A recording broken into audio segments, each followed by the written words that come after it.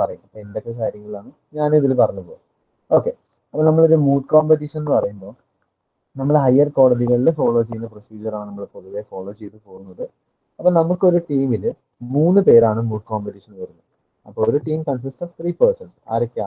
ഒന്ന് speaker 1, 2 speaker 2 and third one എന്താ? Researcher. Researcher എന്ന് പറയുന്നത് ഒരു ടീമിന്റെ ബാക്ക് ബോൺ ആണ് നമ്മൾ പറയുന്നത്. അതായത് നമ്മളിപ്പോ ഒരു മൂട്ട് ചെയ്യുമ്പോൾ അവിടെ ആർഗ്യുമെന്റ് മാത്രമല്ല വരുന്നത്.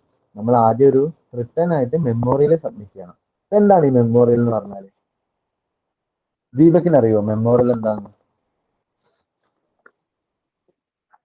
പേര് വിളിക്കുന്നവര് ഈ അല്ല കേസിന്റെ ഫാക്സും പിന്നെ നമ്മൾ റെഫർ ചെയ്ത സാധനങ്ങളൊക്കെ അതിന്റെ ഇൻഫർമേഷൻ ഒക്കെ അടങ്ങുന്നൊരു അല്ലേ, ഒരു റെക്കോർഡ് പോലെ.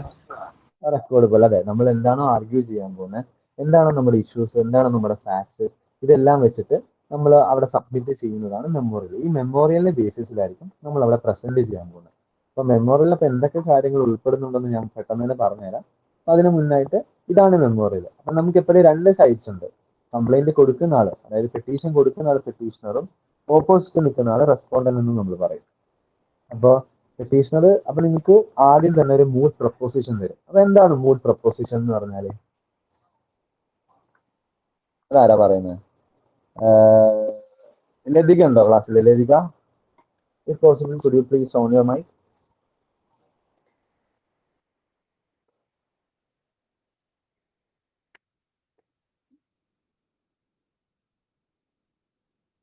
ലതിക ക്ലാസ്സിലുണ്ടോ?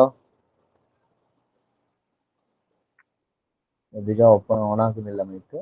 റിത ഉണ്ടോ? റിത?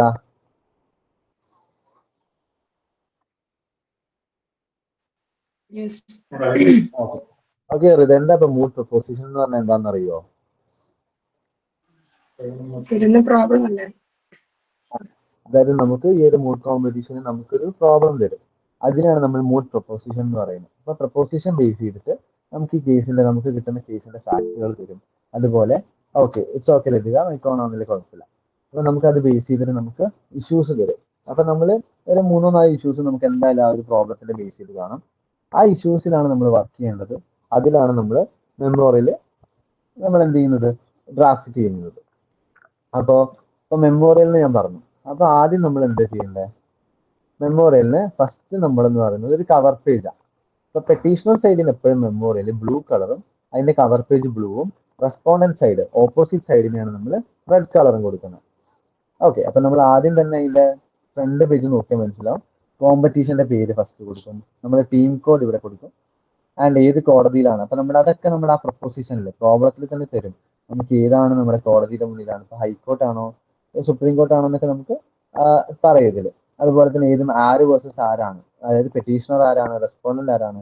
ഈ ഒരു മെമ്മോറിയലിൽ 3 പെറ്റീഷണേഴ്സ് ഉണ്ട്, അതുപോലെ തന്നെ 3 റെസ്പോണ്ടൻസ് ഉണ്ട്. അപ്പൊ അതൊരു ക്ലബ് ചെയ്ത കേസാണ്. ഓക്കെ, അതുപോലെ തന്നെ നമുക്കിപ്പോ ഒരു മെയിൻറ്റെയിനബിലിറ്റി ഏത് ആർട്ടിക്കിൾ അണ്ടറിലാണ്. ഇപ്പൊ നമ്മൾ സുപ്രീം കോടതിയിൽ പോകുമ്പോൾ റിട്ട് ആണെങ്കിൽ, റിട്ട് പെറ്റീഷൻ ആണെങ്കിൽ 32ഉം, ഹൈക്കോർട്ടിലാണെങ്കിൽ എത്രയാ 226ഉം. അത് നിങ്ങൾ പഠിച്ചിട്ടുണ്ടാവുമെന്ന് ഞാൻ വിശ്വസിക്കുന്നു. അപ്പൊ ഈ ഒരു ബേസിസിലായിരിക്കും നമ്മൾ പോകുന്നത്. അപ്പൊ ഇതിൽ പറയുന്നത് return submission on the behalf of petitioner. പെറ്റീഷണറിന്റെ ഇവിടെ നിന്നാണ് നമ്മൾ എന്ത് ചെയ്യുന്നത്? ബിഹാഫായിട്ട് നിന്നിട്ടാണ് നമ്മൾ ഈ ഒരു മെമ്മോറിയൽ സബ്മിറ്റ് ചെയ്യുന്നത്. അപ്പൊ മെമ്മോറിയൽ സബ്മിറ്റ് ചെയ്ത് കഴിഞ്ഞിട്ട് ആദ്യം നമ്മുടെ സ്റ്റേജ് എന്ന് പറഞ്ഞാൽ ഒരു കോമ്പറ്റീഷൻ, മൂഡ് കോമ്പറ്റീഷന് പങ്കെടുക്കുമ്പോൾ നമുക്ക് 2 സ്റ്റേജാണ്. ഫസ്റ്റ് സ്റ്റേജ് എന്ന് പറഞ്ഞാൽ എന്താ? ആദ്യം നമ്മൾ മെമ്മോറിയൽ വെക്കുക എന്നുള്ളതാണ്. സെക്കൻഡ് സ്റ്റേജ് എന്ന് പറയുന്നത് നമ്മളത് ആർഗ്യൂ ചെയ്യുക എന്നുള്ളതാണ്. അപ്പൊ നമ്മുടെ ആർഗ്യുമെന്റ് നമ്മൾ ഈ കോടതികളിൽ കാണുന്ന പോലെ, സിനിമകളിൽ കാണുന്ന പോലെയോ ട്രയൽ പോലെ ആയിരിക്കില്ല. അതായത് അഡ്വക്കേറ്റ്സ് തമ്മിൽ അങ്ങോട്ടും ഇങ്ങോട്ടും ഒബ്ജക്ഷൻ വിളിച്ചോ അങ്ങനത്തെ രീതിയിലായിരിക്കില്ല വരുന്നത്.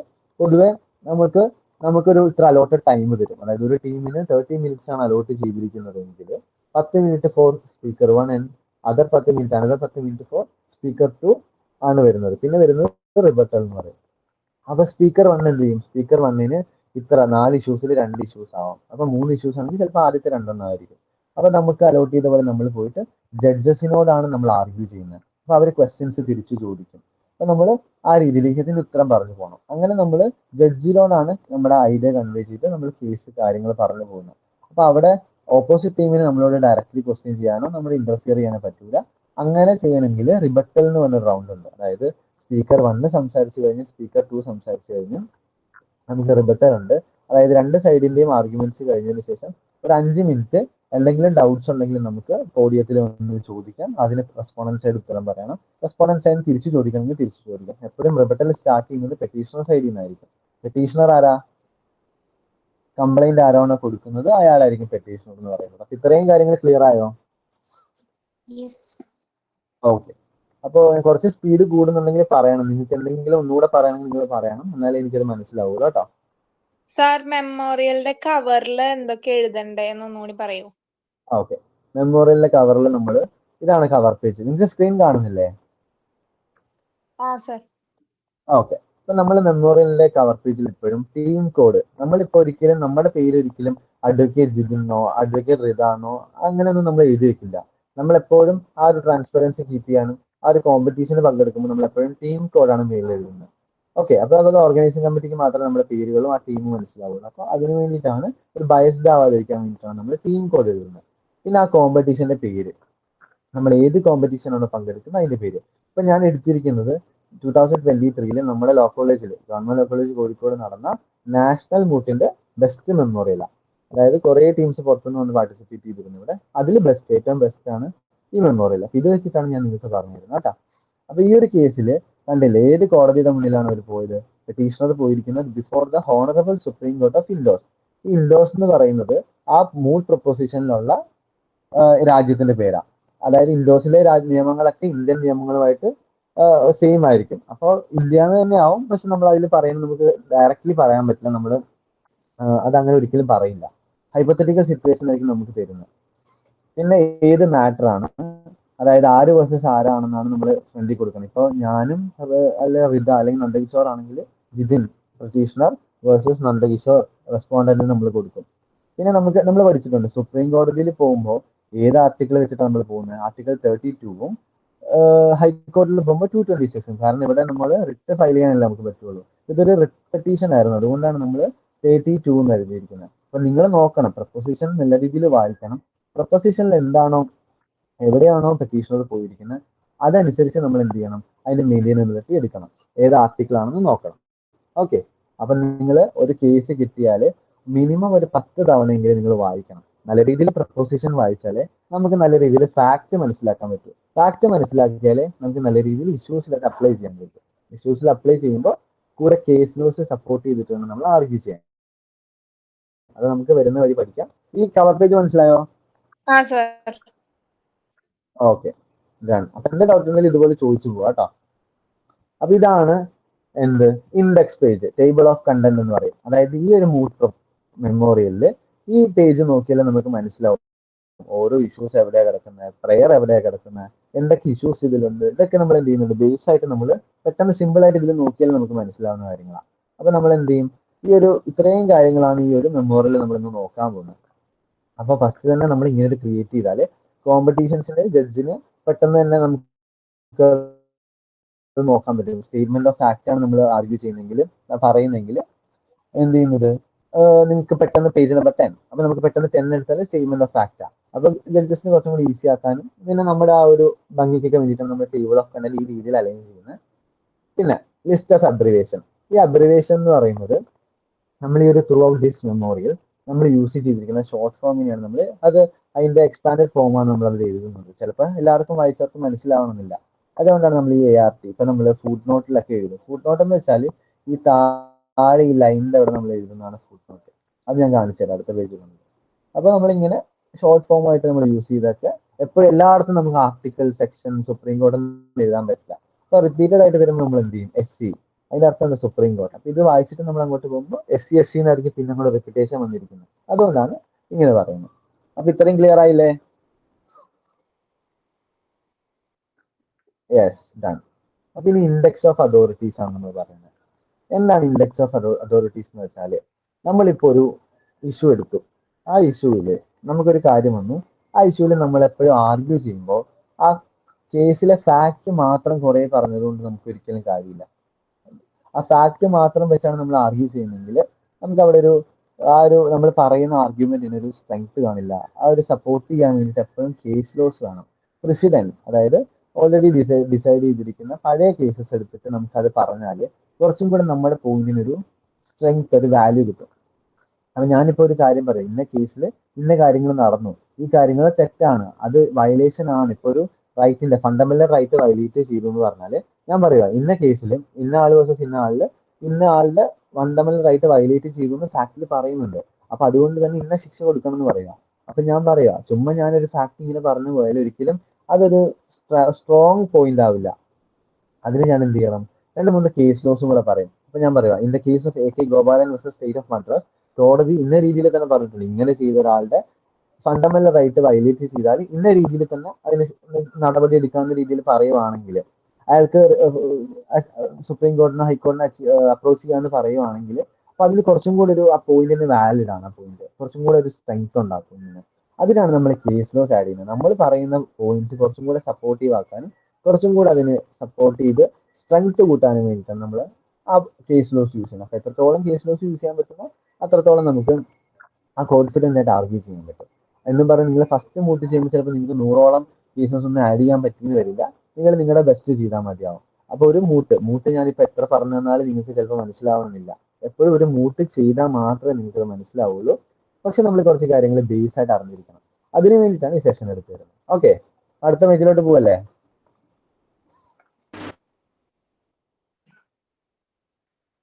ഓക്കെ,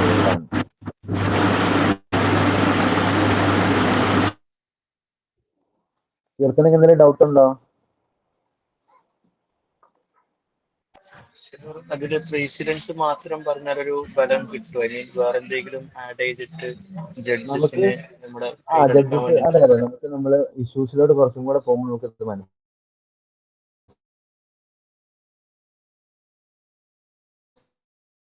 കാരണം നമ്മൾ പറഞ്ഞിട്ട് കാര്യമില്ല. അപ്പൊ അതിന് സപ്പോർട്ടീവ് ആയിട്ടുള്ള നമുക്ക് ആർട്ടിക്കിൾസ് എടുക്കാം, ജഡ്ജ്മെന്റ്സ് എടുക്കാം, കോടതി പറഞ്ഞെടുക്കാം, ആർഗ്യുമെന്റ്സ് എടുക്കാം, അങ്ങനെ കുറെ കാര്യങ്ങൾ നമുക്ക് എടുക്കാം. അതുകൊണ്ട് അതൊരു പ്രശ്നമല്ല കേട്ടോ. പിന്നെ നമുക്ക് വരുന്നത് ഓക്കെ, പിന്നെ നമുക്ക് എന്ത് മെയിൻറ്റൈനബിലിറ്റി ഉണ്ടെന്ന് തെളിയിക്കുന്നതാണ് ഈ സ്റ്റേറ്റ്മെന്റ് ഓഫ് ജുറിസ്ഡിക്ഷൻ. അപ്പൊ ഞാൻ ഒരു കോടതിയിൽ കേസ് കൊടുത്താൽ ആദ്യം ജഡ്ജ് എന്നോട് ചോദിക്കുന്നത് താങ്കൾക്ക് ഇതിനുള്ളത് മെയിൻറ്റൈനബിലിറ്റി ഉണ്ടോ, താങ്കൾക്ക് ഇത് ഈ ഒരു പെറ്റീഷൻ കൊടുക്കുക. കാരണം ഞാനുമായിട്ട് ബാധിക്കപ്പെട്ട കേസ് കൊടുത്താലേ കാര്യമുള്ളൂ. ഇപ്പോൾ എനിക്കിപ്പോൾ ഒരു പ്രശ്നം വന്നു, വഴി പോകുന്ന ഒരാളെ കൊണ്ട് കേസ് കൊടുത്തിട്ട് കാര്യമില്ലല്ലോ. അപ്പൊ ആദ്യം ചോദിക്കുന്നത് മെയിൻറ്റൈനബിലിറ്റിയാണ്. അപ്പൊ ഈ സ്റ്റേറ്റ്മെന്റ് ഓഫ് ജുറിസ്ഡിക്ഷനിൽ പറയുന്നത് എന്ത് മെയിൻറ്റൈനബിലിറ്റി ആണുള്ളത്. അതായത് ഇപ്പൊ എന്റെ ആർട്ടിക്കിൾ 32 അനുസരിച്ചാണ് ഞാൻ ഈ കോടതിയിൽ പോയിരിക്കുന്നത്. അപ്പൊ എനിക്ക് പറയാം ഈ റെറ്റ് പെറ്റീഷൻ ആയതുകൊണ്ട് ആർട്ടിക്കിൾ 32 അനുസരിച്ച് ഇങ്ങനെ പവർ ഉണ്ട്, അതുകൊണ്ടാണ് ഞാൻ വന്നിരിക്കുന്നത് എന്ന് പറയുന്നതാണ്. പിന്നെ നമ്മുടെ കേസ് നോക്കിയിട്ട് ഇപ്പൊ ഇതിൽ ആർട്ടിക്കിൾ 139 ഉണ്ട്. അപ്പൊ article 139 transfer of certain cases ആണ്. അപ്പൊ അതും കൊണ്ടാണ് ഇവരിവിടെ വന്നിരിക്കുന്നത്. അപ്പൊ നമുക്ക് എന്താണ് പ്രൊപ്പോസിഷനിൽ കൊടുത്തിരിക്കുന്നത് അതിൽ പറയും ഏത് കോർട്ടിനെ അപ്രോച്ച് ചെയ്യണം. സുപ്രീം കോർട്ട് ആണെങ്കിൽ 32, ഹൈക്കോർട്ട് ആണെങ്കിൽ 226. ഇപ്പൊ ഇന്ന കോർട്ടാണെങ്കിൽ ഇത്ര കോർട്ട് മെൻഷൻ ചെയ്തിട്ടുണ്ടെങ്കിൽ അതിന് ഏത് ആർട്ടിക്കിളും നിങ്ങൾ കണ്ടുപിടിക്കുക. സ്റ്റേറ്റ്മെന്റ് ഓഫ് ജുറിസ്ഡിക്ഷൻ എപ്പോഴും കണ്ടുപിടിച്ചിട്ട് വേണം കൊടുക്കാം. ഓക്കെ, പിന്നെ വരുന്നത് സ്റ്റേറ്റ്മെന്റ് ഓഫ് ഫാക്ടുകളാണ്. അത് നമുക്ക് പ്രൊപ്പോസിഷനിൽ തരുന്നുണ്ട്. അപ്പൊ പെറ്റീഷണർ സൈഡ് ആകുമ്പോൾ നമ്മൾ പെറ്റീഷന്റെ രൂപത്തിൽ ഫാക്ടുകൾ നോക്കുക. പിന്നെ ഈ ഫാക്ടുകളൊന്നും നമുക്ക് വളച്ചു തിരിച്ചൊടിക്കാനൊന്നും പറ്റില്ല. ഇപ്പൊ ഇതിൽ എന്താണോ പറഞ്ഞിരിക്കുന്നത്, പ്രൊപ്പോസിഷനിൽ എന്താണോ പറഞ്ഞിരിക്കുന്നത് അത് തന്നെ നമ്മൾ ഫാക്ടുകളായിട്ട് എഴുതുക. അല്ലാതെ നമ്മുടെ രീതിയിലേക്ക് അത് മാറ്റി അത് നമുക്ക് എന്ത് ചെയ്യാൻ പറ്റും, വേറെ രീതിയിലേക്ക് കൺവേർട്ട് ചെയ്യാൻ പറ്റില്ല. ഇപ്പൊ ആ ഒരു കേസിൽ ഇന്നാൾ ഇൻടോക്സിക്കേറ്റഡ് ആണെന്ന് പറയുവാണെങ്കിൽ അത് അതുപോലെ നമ്മൾ ഫാക്ട് എഴുതണം, ഇന്നാൾ ഇൻടോക്സിക്കേറ്റഡ് ആണെന്ന്. മറിച്ച് അയാൾ ഇൻടോക്സിക്കേറ്റഡ് ആയിരുന്നു, നമുക്ക് നമ്മുടെ രീതിയിൽ അഡീഷണലി ചെയ്യാനൊന്നും പറ്റില്ല. അതൊക്കെ ട്രയലിൽ നടക്കുമായിരിക്കും. പക്ഷെ മൂട്ടിൽ എന്താണോ പ്രൊപ്പോസിഷനിൽ തന്നിരിക്കുന്നത് അതേപോലെ തന്നെ ഫാക്ടുകൾ എഴുതുക. വേണമെങ്കിൽ നമുക്ക് പെറ്റീഷൻ സൈഡ് എഴുതുമ്പോൾ പെറ്റീഷന്റെ കാര്യങ്ങൾ കുറച്ച് കൂട്ടി എഴുതിയിട്ട് റെസ്പോണ്ടന്റ് കുറച്ച് എഴുതാം. എന്നും പറഞ്ഞ് നമുക്ക് എക്സ്ട്രാ ആഡ് ചെയ്യാൻ പറ്റില്ല എന്നേ ഉള്ളൂ. ആവശ്യമില്ലാത്ത കാര്യങ്ങൾ നമ്മൾ ആഡ് ചെയ്യാൻ പാടില്ല. അതിൽ തന്നിരിക്കുന്ന കാര്യങ്ങൾ തന്നെ എഴുതിക്കുക. ഇതാണ് നമ്മൾ മെയിൻ ഡീൽ ചെയ്യുന്ന കാര്യം. ഇഷ്യൂസ് റേസ്ഡ് ഈ ഒരു പ്രൊപ്പോസിഷനിൽ മെയിൻ ആയിട്ട് വന്നിരിക്കുന്ന ഇഷ്യൂ 3 ഇഷ്യൂസാണ്. അപ്പൊ സ്പീക്കർ 1 ചിലപ്പോൾ വേണമെങ്കിൽ 1 എടുക്കാം, ഇല്ലെങ്കിൽ 1ഉം 2ഉം എടുത്ത് ആർഗ്യൂ ചെയ്യാം. മൂന്നാമത്തെ സെക്കൻഡ് സ്പീക്കറിന് കൊടുത്താൽ മതി. അത് നിങ്ങളുടെ സ്പീക്കേഴ്സിന്റെ ഡിസ്ക്രിപ്ഷൻ ആണ്. ഏത് രീതിയിൽ നിങ്ങൾക്ക് ആർഗ്യൂ ചെയ്യണോ ആ രീതിയിൽ ആർഗ്യൂ ചെയ്ത് പോവാം. അപ്പോൾ 3 ഇഷ്യൂസിൽ നമുക്ക് ഇങ്ങനെ തരും. ഈ ഇഷ്യൂസ് ആണ് നമ്മൾ ആർഗ്യൂ ചെയ്യേണ്ടതും നമ്മൾ വർക്ക് ചെയ്യേണ്ടതും. അപ്പൊ പ്രൊപ്പോസിഷനിൽ ഇതുപോലെ 3 തന്നാൽ ആദ്യം നമ്മൾ സമ്മറി ഓഫ് പ്ലീഡിങ്സ് അല്ലെങ്കിൽ സമ്മറി ഓഫ് ഇഷ്യൂസ് എന്ന് പറഞ്ഞാൽ ഒരു ഷോർട്ട് ആയിട്ട് ആ ഫസ്റ്റ് ഇപ്പൊ 3 ഇഷ്യൂന് ഷോർട്ട് ആയിട്ട് നമ്മൾ ആ കാര്യം പറഞ്ഞു പോകണം. അതായത് first issue whether the petition is maintainable ആണെന്ന് ചോദിച്ചാൽ താഴെ നമ്മൾ ആർഗ്യുമെന്റ് അഡ്വാൻസ്ഡിൽ നമ്മൾ നല്ല രീതിയിൽ അത് എക്സ്പ്ലെയിൻ ചെയ്തു പോകും. പക്ഷെ ആദ്യം നമ്മളൊരു ബ്രീഫ് ആയിട്ടൊരു കാര്യം കൊടുക്കണം. ഈ ഒരു ഇഷ്യൂ പെട്ടെന്ന് നോക്കുമ്പോൾ മനസ്സിലാണ് എന്തിന്റെ ബേസിസിലാണ് ഇഷ്യൂ, എന്താണ് ഇതിന്റെ ആൻസർ എന്ന് നമുക്ക് പെട്ടെന്ന് മനസ്സിലാവാനാണ് സമ്മറി കൊടുക്കുന്നത്. പിന്നെയാണ് നമ്മൾ ആർഗ്യുമെന്റ് അഡ്വാൻസ്ഡിലേക്ക് വരുന്നത്. ആർഗ്യുമെന്റ് അഡ്വാൻസ്ഡ് എന്ന് പറഞ്ഞാൽ നമ്മൾ ഇനി ഓരോ ഇഷ്യൂസും നല്ല രീതിയിൽ എക്സ്പാൻഡ് ചെയ്ത് നല്ല രീതിയിൽ ലോങ് ആക്കിയിട്ട് പറയാൻ പോവാം. എന്തൊക്കെ കാര്യങ്ങൾ ഉൾപ്പെടുത്താവോ അത്രയും കാര്യങ്ങൾ ഉൾപ്പെടുത്താൻ പറ്റും നമുക്ക്. അപ്പോൾ ഈ ഒരു കേസിൽ ഫസ്റ്റ് ഇഷ്യൂ എന്ന് പറഞ്ഞാൽ writ petition is maintainable. Supreme കോടതിയുടെ മുന്നിൽ ഇത് മെയിൻറ്റൈനബിൾ ആണെന്ന് ചോദിച്ചാൽ മെയിൻറ്റൈനബിൾ ആവുന്ന കണ്ടീഷൻസ് ഒക്കെ എടുത്തിട്ട് നമുക്ക് എന്ത് ചെയ്യാം, ഇത് എക്സ്പ്ലെയിൻ ചെയ്യാം. പിന്നെ ഈ കേസ് നമുക്ക് അങ്ങോട്ടും ഇങ്ങോട്ടും ഫാക്ടുകൾ എഴുതാം, എന്നിട്ട് എന്തുകൊണ്ടാണ് കേസ് കൊടുത്തതെന്ന് എഴുതാം, ഇവിടെ എന്തൊക്കെ സംഭവിച്ചു എന്ന് എഴുതാം. ഈ ഒരു ഇഷ്യൂവിന് വേണ്ടി അതാണ് നിങ്ങൾ എന്ത് ചെയ്യുന്നത്, മെമ്മോറിയലിന് മുന്നേ റിസർച്ച് ചെയ്യേണ്ടത്. റിസർച്ച് ചെയ്യുന്നത് ഒരിക്കലും റിസർച്ചറിന്റെ മാത്രം റെസ്പോൺസിബിലിറ്റി അല്ല, ഉത്തരവാദിത്തമല്ല, 3 പേരുടെയും ആ ഒരു ടീമിന്റെ എഫോർട്ടാണ് നിങ്ങളെ വിൻ ചെയ്യിപ്പിക്കുന്നത്. അപ്പോൾ നിങ്ങൾക്ക് ഒരു കോമ്പറ്റീഷൻ എന്ന് പറയുമ്പോൾ മൂഡ് കോമ്പറ്റീഷനിൽ വിന്നിങ് ടീം മാത്രമല്ല കിട്ടുന്നത്. നിങ്ങൾക്ക് എപ്പോഴും ഒരു ബെസ്റ്റ് മെമ്മോറിയൽ ഉണ്ടാവും, ബെസ്റ്റ് റിസർച്ചർ കിട്ടും, ബെസ്റ്റ് സ്പീക്കർ ഉണ്ടാവും, ബെസ്റ്റ് വിന്നിങ് ടീം ഉണ്ടാവും. അങ്ങനെ 4 സമ്മാനമാണ് നമുക്ക് ഒരു കോമ്പറ്റീഷനിൽ പ്രൈസസ് ആണ് കിട്ടുന്നത്. അപ്പൊ 4 ഒരാൾക്ക് തന്നെ കിട്ടണമെന്നില്ല. ചിലപ്പോൾ ബെസ്റ്റ് മെമ്മോറിയൽ കൊടുത്ത ടീമിന്റെ ബെസ്റ്റ് പെർഫോമൻസ് കാഴ്ചവെക്കണമെന്നില്ല. അപ്പോൾ ഓരോന്നിനും മാർക്ക് ഉണ്ട്. നല്ല രീതിയിൽ ആർഗ്യൂ ചെയ്താൽ ബെസ്റ്റ് സ്പീക്കർ കിട്ടും, നല്ല രീതിയിൽ 2 പേരും ആർഗ്യൂ ചെയ്താൽ ബെസ്റ്റ് ടീം കിട്ടും. അതുപോലെ തന്നെ നല്ലോണം മെമ്മോറിയൽ വെച്ച് റിസർച്ച് ചെയ്താൽ ബെസ്റ്റ് മെമ്മോറിയൽ കിട്ടും. റിസർച്ചറിന്റെ വൈവ അല്ലെങ്കിൽ ടെസ്റ്റ് നടത്തിയാൽ റിസർച്ചർ ബെസ്റ്റ് കിട്ടും. അങ്ങനെ ഓരോന്നിനും ഓരോ പ്രൈസസ് ഉണ്ട്. സോ അത് നമ്മൾ നോട്ട് ചെയ്യാം. അങ്ങനെ നമ്മൾ ഓരോ ഇഷ്യൂസ് എന്ത് ചെയ്യുക, നമ്മളത് കണ്ടുപിടിക്കുക. അപ്പൊ കണ്ടുപിടിക്കുമ്പോൾ ഇതിൽ പറയുന്നുണ്ട്, ഇതിൽ ജസ്റ്റ് നിങ്ങൾക്ക് നോക്കിയാൽ മനസ്സിലാവും. It is humbly submitted that the petitioner has the requested local stand to file the writ petition before the supreme court under article 32. Under article 32 അനുസരിച്ചിട്ട് ലോക്കൽ സ്റ്റാൻഡിയുടെ ഇതിന്റെ പെറ്റീഷണറിന് ഹോണറബിൾ സുപ്രീം കോടതിയുടെ മുന്നിൽ ഈ റിട്ട് പെറ്റീഷൻ ഫയൽ ചെയ്യാന്ന് പറയുന്ന ഒരു കാര്യം പറഞ്ഞെങ്കിൽ വേണമെങ്കിൽ നമുക്ക് കേസ് ലോ സർവീസ് ആഡ് ചെയ്യാം. SP Gupta versus union of ഇന്ത്യയിൽ പബ്ലിക് ഇൻട്രസ്റ്റ് ലിറ്റിഗേഷനെ കുറിച്ച് ഇങ്ങനെയാണ് പറഞ്ഞിരിക്കുന്നതെന്നൊക്കെ പറഞ്ഞിട്ട് നമുക്ക് വേറെ കേസ് ലോസ് ആഡ് ചെയ്യാം. ആ എടുക്കുന്ന കേസ് ലോസ് നോക്ക്, താഴെ നമ്മൾ സൈറ്റ് ചെയ്യണം. അതാണ് നമ്മൾ സൈറ്റേഷൻ എന്ന് പറയുന്നത്, ഫുട് നോട്ട് എന്നൊക്കെ പറയുന്നില്ലേ. ഈ കേസ് ലോസ് ഞാൻ SP ഗുപ്ത എന്ന് പറഞ്ഞ കേസ് ഇവിടെ മെൻഷൻ ചെയ്തു. ഈ ഒരു വേർഡ് എന്ന് പറയുന്നത് SP ഗുപ്തയിലാണെങ്കിൽ നമ്മൾ 1 ഇട്ടു, എന്നിട്ട് താഴെ നമ്മൾ കൊടുക്കണം SP ഗുപ്ത, അതിന്റെ നമ്പർ ഫുള്ള് നമ്മൾ എന്ത് ചെയ്യുക, ഫുൾ നമ്മൾ എഴുതുക. 1982 SP സൈറ്റേഷൻ ഫോം ഫുൾ എഴുതുക നമ്മൾ അതിൽ. അങ്ങനെ നമ്മൾ എടുക്കുന്ന കേസ് ലോസ്, എടുക്കുന്ന ജഡ്ജ്മെന്റ്സ്, ആർട്ടിക്കിൾസിന്റെ ഒക്കെ നമ്മൾ എന്ത് ചെയ്യുക, ബുക്സിന്റെ ഒക്കെ സൈറ്റേഷൻസ് കൊടുക്കുക, സെക്ഷൻസ് ഉണ്ടെങ്കിൽ കൊടുക്കുക. അങ്ങനെ എല്ലാം നമ്മൾ കൃത്യമായിട്ട്. ഇപ്പോൾ section 15 of the special marriage act എന്ന് പറയുമ്പോൾ 3 സ്പെഷ്യൽ മാരേജ് ആക്ട്. അപ്പൊ സ്പെഷ്യൽ മാരേജ് ആക്ടിന്റെ സെക്ഷൻ 15. അപ്പൊ ചിലപ്പോൾ റൂൾസിൽ തന്നെ കാണും ഏത് സൈറ്റേഷൻ ആണ്, ബ്ലൂ ബുക്ക് എഡിഷൻ ആണോ. അങ്ങനെ നിങ്ങൾക്ക് 21 blue book edition, 20th edition ഉണ്ട്, 21th എഡിഷൻ ഉണ്ട്. അങ്ങനെ ഓരോന്നിനും ഒരു PDF ഉണ്ട്. ഈ രീതിയിൽ വേണം. അതായത് ആർട്ടിക്കിൾ വരുമ്പോൾ ഇങ്ങനെ സൈറ്റ് ചെയ്യണം, കേസ് ലോസ് ഇങ്ങനെ സൈറ്റ് ചെയ്യണം, ബുക്സ് അങ്ങനെ സൈറ്റ് ചെയ്യണം എന്നൊക്കെ ഒരു റൂൾ ഉണ്ട്. അപ്പൊ നിങ്ങൾ റൂൾസ് നോക്കുക. നിങ്ങൾക്ക് ഗൈഡ് ലൈൻസിൽ പറയും ഇത്ര ഫോണ്ട് സൈസ് ഇത്രേ ആവാൻ പാടുള്ളൂ, ഫുട് നോട്ട് 10 വരുള്ളൂ, അതായത് മെയിൻ ആയിട്ട് എഴുതുന്നത് 12 ആയിരിക്കും, ടൈംസ് ന്യൂ റോമൻ ആയിരിക്കണം. അങ്ങനെ ഒത്തിരി കണ്ടീഷൻസ് പറയും. ഇപ്പൊ ബ്ലൂ ബുക്ക് എഡിഷൻ ഇത്രയായിരിക്കണം. ബ്ലൂ ബുക്ക് എഡിഷൻ നിങ്ങൾക്ക് ഈ സൈറ്റ് ചെയ്യാൻ വേണ്ടിയിട്ട്, സൈറ്റേഷന് വേണ്ടിയിട്ട് അല്ലെങ്കിൽ ഫുട് നോട്ടിന് വേണ്ടിയിട്ടാണ് നിങ്ങൾക്ക് പറയുന്നത്. അത് നമുക്ക് റെഡിയാക്കി എടുക്കാൻ പറ്റുന്ന കാര്യമാണ്. അങ്ങനെ നമ്മൾ ആ ഇഷ്യൂ ബേസ് ചെയ്തിട്ട് നമ്മൾ ഈ കേസ് വെച്ചിട്ട് നമ്മൾ ഒത്തിരി കാര്യങ്ങൾ റിസർച്ച് ചെയ്ത് നമ്മൾ എന്ത് ചെയ്യും, ഓരോ ഇഷ്യൂസ് എഴുതും. 1ാമത്തെ ഇഷ്യൂ, 2ാമത്തെ ഇഷ്യൂ, 3ാമത്തെ ഇഷ്യൂ എന്ന് പറഞ്ഞിട്ട് നമ്മൾ ഇഷ്യൂസ് എഴുതും.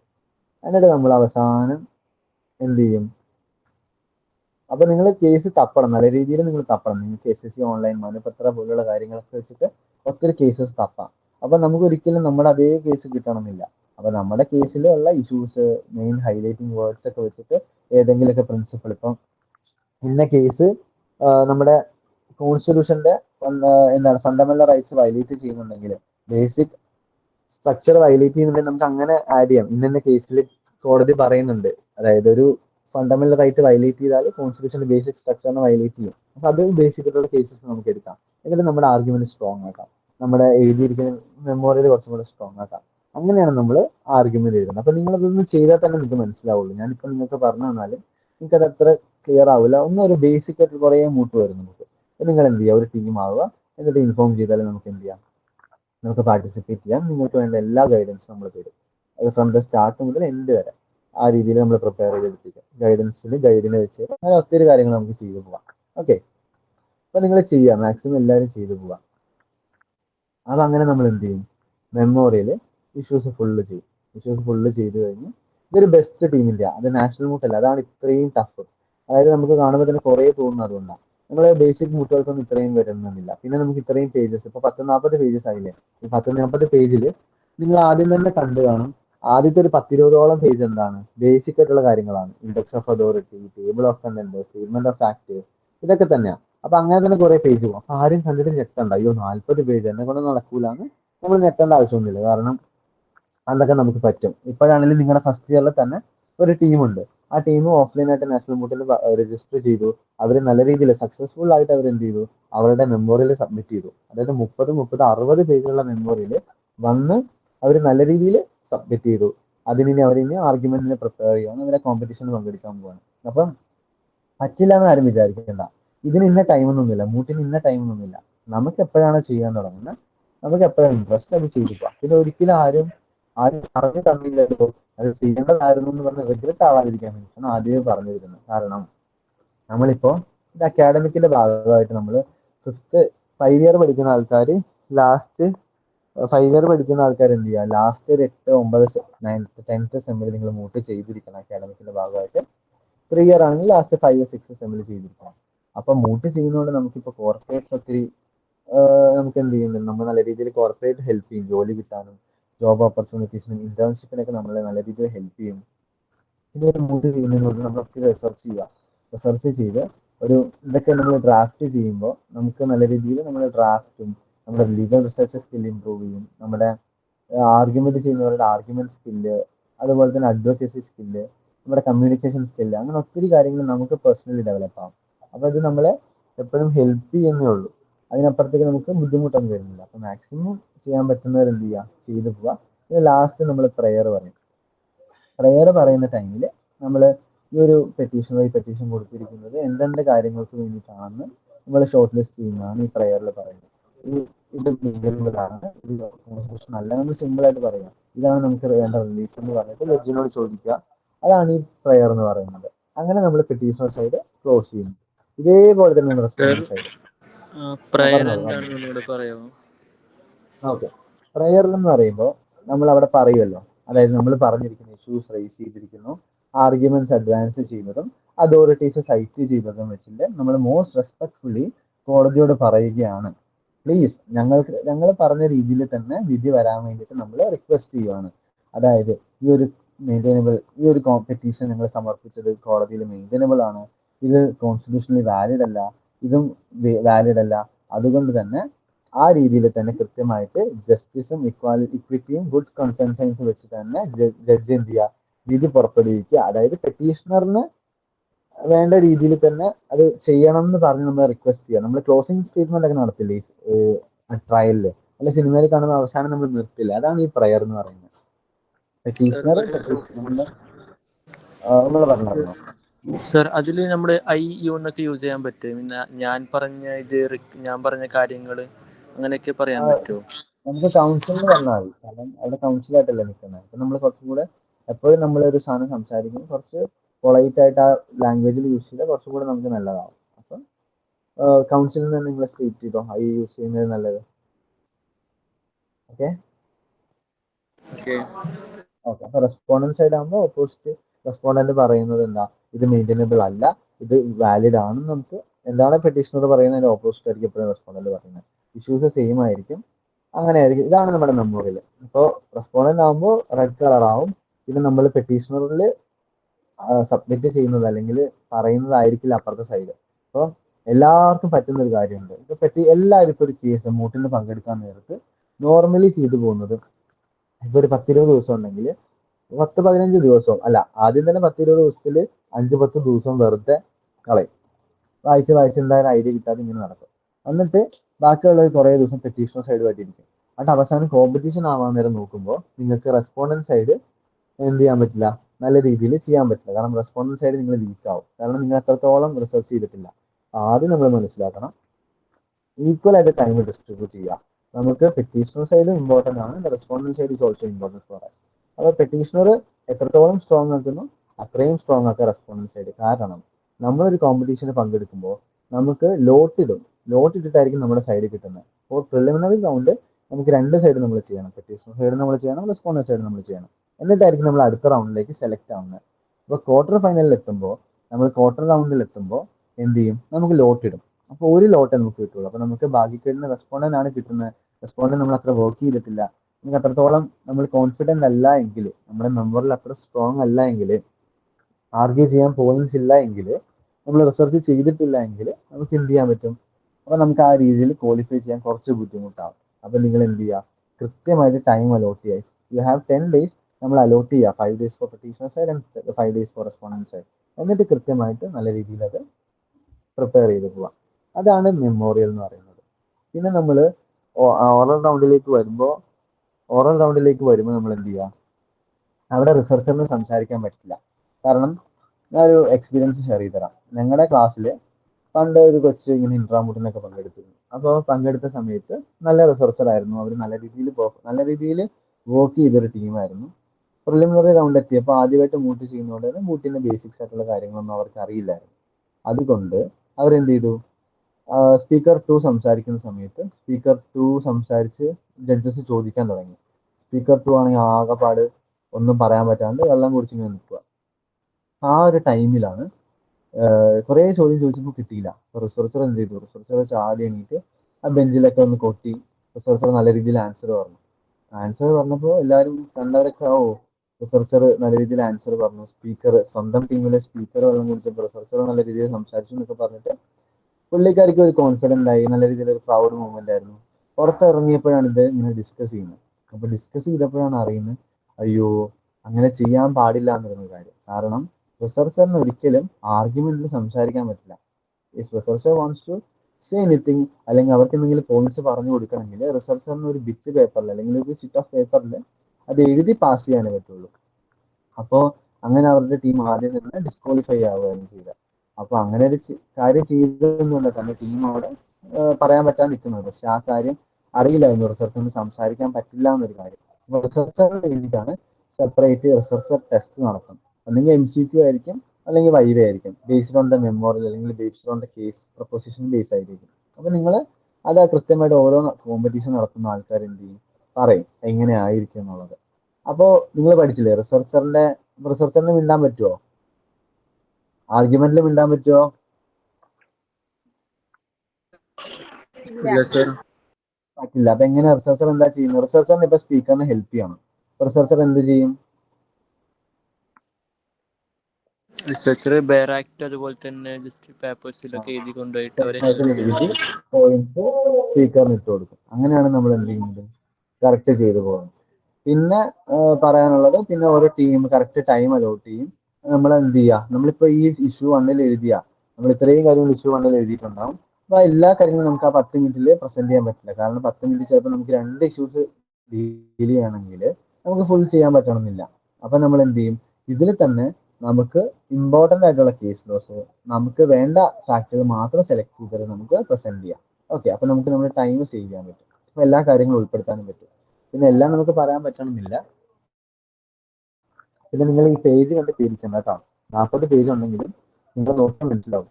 ആദ്യത്തെ 2ാമത്തെ പേജ് തൊട്ട് 11ാമത്തെ പേജ് വരെയുള്ള കാര്യങ്ങൾ ഈ ബേസിക് ആയിട്ടുള്ള കാര്യങ്ങളാണ്. ഇതെല്ലാത്തിൻ്റെയും ഏകദേശം അതിൽ തന്നെ കൊടുത്തിട്ടുള്ള കാര്യങ്ങളാണ്. പിന്നെ ഒരു 20 പേജ് മാർക്ക് ചെയ്തിട്ടുള്ളൂ. അതാണെങ്കിൽ നിങ്ങൾക്ക് ഓരോ ഇഷ്യൂവിന് ഒരു 5 പേജ് അല്ലെ ആ 3 പേജൊക്കെ വെച്ച് കൊടുത്താൽ നമുക്കത് ടാലി ചെയ്യാൻ പറ്റും. ഇപ്പൊ മെമ്മോറിയൽ എന്ന് പറയുന്നത് it's not a big task. അതൊരു ബിഗ് ടാസ്ക് ആണെന്ന് വെച്ചാൽ അല്ല, പക്ഷെ വർക്ക് ചെയ്യണമെന്ന് വെച്ചാൽ ചെയ്യണം. അത് ഒരാളാണോ ചെയ്യേണ്ടത്? അല്ല. ഒരു ടീമിൽ 3 പേരുണ്ടെങ്കിൽ 3 പേരും കൃത്യമായിട്ട് ചെയ്യണം. എന്നാലേ നമുക്ക് എന്ത് ചെയ്യാൻ പറ്റുള്ളൂ, ആ ടീമിനെ വിൻ ചെയ്യാൻ പറ്റുള്ളൂ. കാരണം ഇത് മൂട്ട് ഈസ് ഓൾ അബൌട്ട് വിന്നിങ് ആണ്. വിന്ന് ചെയ്യണമെങ്കിൽ നമുക്ക് ആ എഫോർട്ട് കിട്ടണം.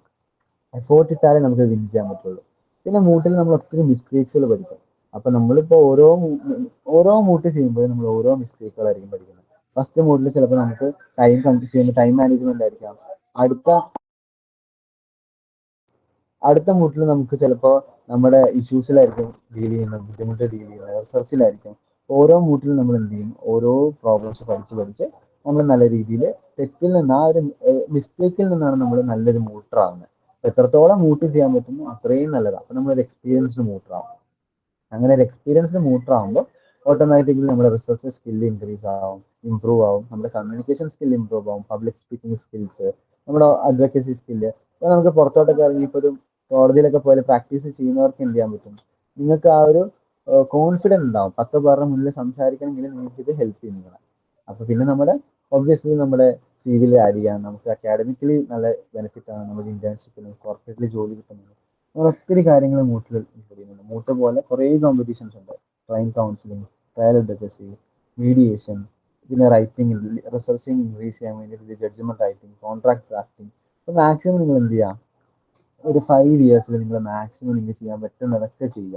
അല്ലാതെ നിങ്ങൾ ഒരിക്കലും ഒന്നും ചെയ്യാതെ ആരും ഒന്നും ചെയ്യുന്നില്ല. ഇവിടെ ഞാൻ പറയട്ടെ, ഇവിടെ ആരും ഒന്നും ചെയ്യില്ല. നമുക്ക് വേണമെങ്കിൽ നമ്മൾ ചെയ്യാം. അപ്പം നിങ്ങൾക്ക് നിങ്ങളുടെ സ്കിൽസ് ഇമ്പ്രൂവ് ചെയ്യണമെങ്കിൽ you have to work on it. അല്ലാതെ ആരും പുഷ് ചെയ്യാനോ ഫോഴ്സ് ചെയ്യാനോ വരില്ല. ടീച്ചേഴ്സ് ആണെങ്കിൽ അങ്ങനെ തന്നെ, നമുക്ക് അവരുടെ അസിസ്റ്റൻസ് വേണം. We want the help from the teacher. നമുക്ക് എന്ത് ചെയ്യാം, ഒരു ഡയറക്റ്റ്ലി ചോദിക്കാം. അങ്ങനെ നമുക്ക് വേണ്ട എന്ത് ചെയ്യാം, നമ്മൾ തന്നെ ചെയ്തു പോവാം. അങ്ങനെ തന്നെയാണ് നമ്മളൊരു ബെസ്റ്റ് അഡ്വക്കേറ്റ് ആവുള്ളൂ ഇവിടുന്ന്. അല്ലാതെ ഇവിടുന്ന് നിങ്ങൾ ഒരു സ്കിൽസ്, നമ്മളിപ്പോൾ എല്ലാവർക്കും പഠിച്ച് എക്സാം എഴുതാം, പക്ഷെ റാങ്ക് കിട്ടുന്നവർ കാണും, മാർക്ക് കാണും. പക്ഷെ നമ്മൾ എന്ത് ചെയ്യാം, നമ്മുടെ സ്കിൽസും കൂടെ ഇമ്പ്രൂവ് ചെയ്യുക. കാരണം ഇന്നത്തെ ലോകത്ത് നമുക്ക് സ്കിൽസ് ആണ് കുറച്ചും കൂടെ വേണ്ടത്. അപ്പൊ ആരും ഇത് കഴിഞ്ഞിട്ട് അയ്യോ ഇത് ചെയ്താൽ മതിയായിരുന്നു എന്ന് വിചാരിക്കുന്ന, ഇതൊക്കെ ചെയ്താൽ പിന്നെ അവസാനത്തേക്ക് എത്തുമ്പോൾ നമുക്ക് 3 മൂട്ടൊക്കെ സുഖമായിട്ട് ചെയ്തു പോകാം, ക്ലാസ് മൂട്ടുകളൊക്കെ. അപ്പം അപ്പൊ ഇതൊക്കെയാണ് ബേസിക് ആയിട്ടുള്ള മൂട്ടിന്റെ കാര്യങ്ങൾ. നിങ്ങൾക്ക് എന്താ ഡൗട്ട്സ് ഉള്ളത്, എന്തെങ്കിലും ഉണ്ടോ?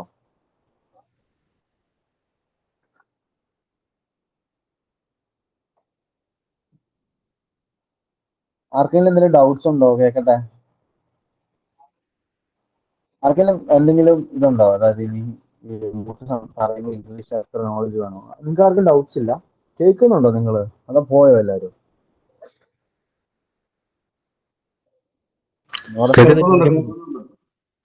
കേൾക്കുന്നുണ്ട്.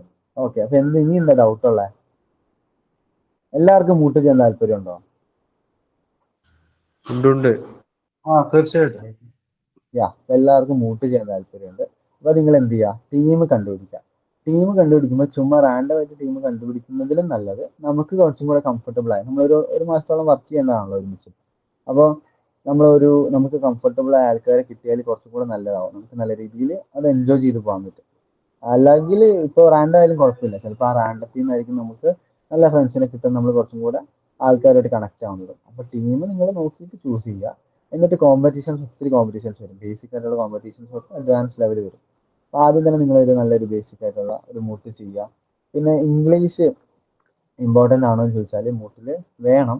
പക്ഷെ ഒരിക്കലും ഇംഗ്ലീഷ് അറിയില്ല എന്ന് പറഞ്ഞിട്ട് നിങ്ങൾ പാർട്ടിസിപ്പേറ്റ് ചെയ്യാതിരിക്കരുത്. കാരണം നമ്മൾ ഇങ്ങനെയുള്ള ഓരോ കോമ്പറ്റീഷൻസ് വരുമ്പോഴാണ് നമ്മൾ പാർട്ടിസിപ്പേറ്റ് ചെയ്യുന്നത്. ഇതൊക്കെ നമ്മൾ പാർട്ടിസിപ്പേറ്റ് ചെയ്ത് സംസാരിച്ച് പ്രാക്ടീസ് ചെയ്താൽ മാത്രം ഇൻക്രീസ് ആവുന്ന കാര്യങ്ങളാണ്. ഇംഗ്ലീഷ് എന്ന് പറയുമ്പോൾ rather than a subject it is a language. So we need to practise. എത്രത്തോളം പ്രാക്ടീസ് ചെയ്യുന്നു അത്രത്തോളം നമ്മൾ ഇംഗ്ലീഷ് ഇമ്പ്രൂവ് ആവും, അല്ലേ? അപ്പോൾ എനിക്ക് ഇംഗ്ലീഷ് സംസാരിക്കാൻ ബുദ്ധിമുട്ടാണ്, അങ്ങനെയാണെങ്കിൽ നിങ്ങൾ പേടിക്കേണ്ട. നിങ്ങൾ എന്ത് ചെയ്യുക, കൃത്യമായിട്ട് ഒരു മൂട്ട് പ്രസന്റ് ചെയ്യുമ്പോൾ നമ്മൾ പ്രിപ്പയർ ആയിട്ടേ ചെയ്യുള്ളൂ. അപ്പോൾ നല്ല രീതിയിൽ അത് പ്രിപ്പയർ ചെയ്യുക, നല്ല രീതിയിൽ അത് പ്രാക്ടീസ് ചെയ്യുക. ആ ആർഗ്യുമെന്റ് നിങ്ങൾ മെമ്മോറിയൽ സബ്മിറ്റ് ചെയ്തിട്ട് ഇത്ര ദിവസം തരും നിങ്ങൾക്ക്. അടുത്ത ഓറൽ റൗണ്ടിന് ഒരു 5-10 ദിവസം എന്തായാലും കാണും. അപ്പോൾ ആ ദിവസങ്ങൾ നമ്മൾ എന്ത് ചെയ്യാം, നല്ല രീതിയിൽ പ്രാക്ടീസ് ചെയ്താൽ നമുക്ക് പറ്റും. നമുക്ക് പറ്റാത്ത ഒന്നുമില്ല. ഇംഗ്ലീഷ് ഇപ്പം അറിയില്ല എന്ന് പറഞ്ഞാൽ നിങ്ങൾ മടിച്ച് നിന്നിട്ട് ഇതൊന്നും ചെയ്യാതെ നാളെ നിങ്ങൾ കോടതിയിലേക്ക് എത്തുമ്പോൾ ഒരു റിസർച്ച് ഒരു അഗ്രിമെന്റ് ഡ്രാഫ്റ്റ് ചെയ്യാൻ പറഞ്ഞാലോ ഒരു ആർഗ്യുമെന്റ് ചെയ്യാൻ പറഞ്ഞാൽ നിങ്ങൾക്ക് ഇംഗ്ലീഷ് അവിടെ വേണ്ടി വന്നാൽ നിങ്ങൾ എന്ത് ചെയ്യും? അപ്പൊ ആലോചിക്കില്ലേ, ഇതൊക്കെ അന്നേ ചെയ്താൽ മതിയായിരുന്നു. ഇപ്പൊ നമുക്ക് ചെയ്താൽ ഞാൻ പറഞ്ഞല്ലോ, ഓരോ കോമ്പറ്റീഷനും നമ്മൾ മിസ്റ്റേക്ക് ചെയ്യുന്ന പഠിക്കുള്ളൂ. ആരും ആദ്യം തന്നെ ജയിക്കണം എന്നൊന്നുമില്ല. ജയിക്കുന്നവർ കാണും, അത് അവരപ്പൊ കുഞ്ഞിലെ മുതൽ പ്രാക്ടീസ് ചെയ്ത് ആ രീതിയിലേക്ക് എത്തുകയായിരിക്കും. അപ്പോൾ നിങ്ങൾ ചെയ്യുന്ന ഓരോ കോമ്പറ്റീഷൻസും നിങ്ങളുടെ സ്കിൽസ് ഇമ്പ്രൂവ് ചെയ്യാനും നിങ്ങളുടെ കഴിവുകൾ വർദ്ധിപ്പിക്കാനുള്ളതാണ്. അപ്പൊ നിങ്ങൾ എന്ത് ചെയ്യുക, ഓപ്പർച്യൂണിറ്റീസ് നല്ല രീതിയിൽ യൂസ് ചെയ്യുക, നല്ല രീതിയിൽ ചെയ്തു പോവുക. എന്താ മൂട്ടുമായിട്ട് എന്താ വേറെ ഡൗട്ട്സ് എന്താ നിങ്ങൾക്ക് മനസ്സിലാവും ഞാൻ പറഞ്ഞു? ചോദിച്ചോ. സാർ, നമ്മൾ ഈ മൂട്ടിന് ടീം ക്രിയേറ്റ് ചെയ്യുമ്പോഴേ നമ്മൾ ഫസ്റ്റ് ഇയേഴ്സ് ആണല്ലോ, നമുക്ക് എക്സ്പീരിയൻസ് ഇല്ലാത്തത് കൊണ്ട് നമുക്ക് സീനിയേഴ്സിനെ ആശ്രയിച്ചൂടെ? അപ്പൊ നമ്മൾ റിസർച്ചറായിട്ട് സ്പീക്കറായിട്ട് അവരുടെ കൂടെ ടീം ക്രിയേറ്റ് ചെയ്തൂടെ? ഒന്നും നിങ്ങൾക്ക് അങ്ങനെ ചെയ്യണമെങ്കിൽ ചെയ്യാം. പിന്നെ ഞാൻ പറയട്ടെ, ഇവിടുത്തെ സീനിയേഴ്സ് പകുതി മുക്കാപ്പേരും മൂട്ട് ചെയ്തിട്ടുള്ള ആൾക്കാരൊന്നുമല്ല. ഇവരിപ്പോഴും പലരും മൂട്ട് ചെയ്യാത്ത ആൾക്കാരുണ്ട്. ഒരു ക്ലാസ് എടുത്ത് നോക്കിയാൽ അതിൽ മിക്ക ആൾക്കാരും മൂട്ട് ചെയ്യാത്ത ആൾക്കാരുണ്ട്. അപ്പൊ നിങ്ങൾക്ക് ഇന്ന ആൾക്കാർ ചെയ്യണം എന്നില്ല. പിന്നെ നമുക്ക് പറയട്ടെ, നിങ്ങൾ ബേസിക് ആയിട്ട് ഒരു കോമ്പറ്റീഷൻ ചെയ്ത് കഴിയുമ്പോൾ നിങ്ങൾ ഫസ്റ്റ് ഇയേഴ്സിന് തന്നെ എന്ത് ചെയ്യാൻ പറ്റും, നിങ്ങൾക്ക് ഒരു ഐഡിയ കിട്ടും ഇതാണ് മൂട്ടെന്ന്. അപ്പൊ ആദ്യം തന്നെ നമ്മൾ പാർട്ടിസിപ്പേറ്റ് ചെയ്ത് ജയിക്കാനാവണമെന്നില്ലല്ലോ. ഇതൊക്കെ ഒരു ലേണിങ്ങിന്റെ ഭാഗമാണ്. നമ്മൾ ആ രീതിയിൽ കണ്ടാൽ മതി.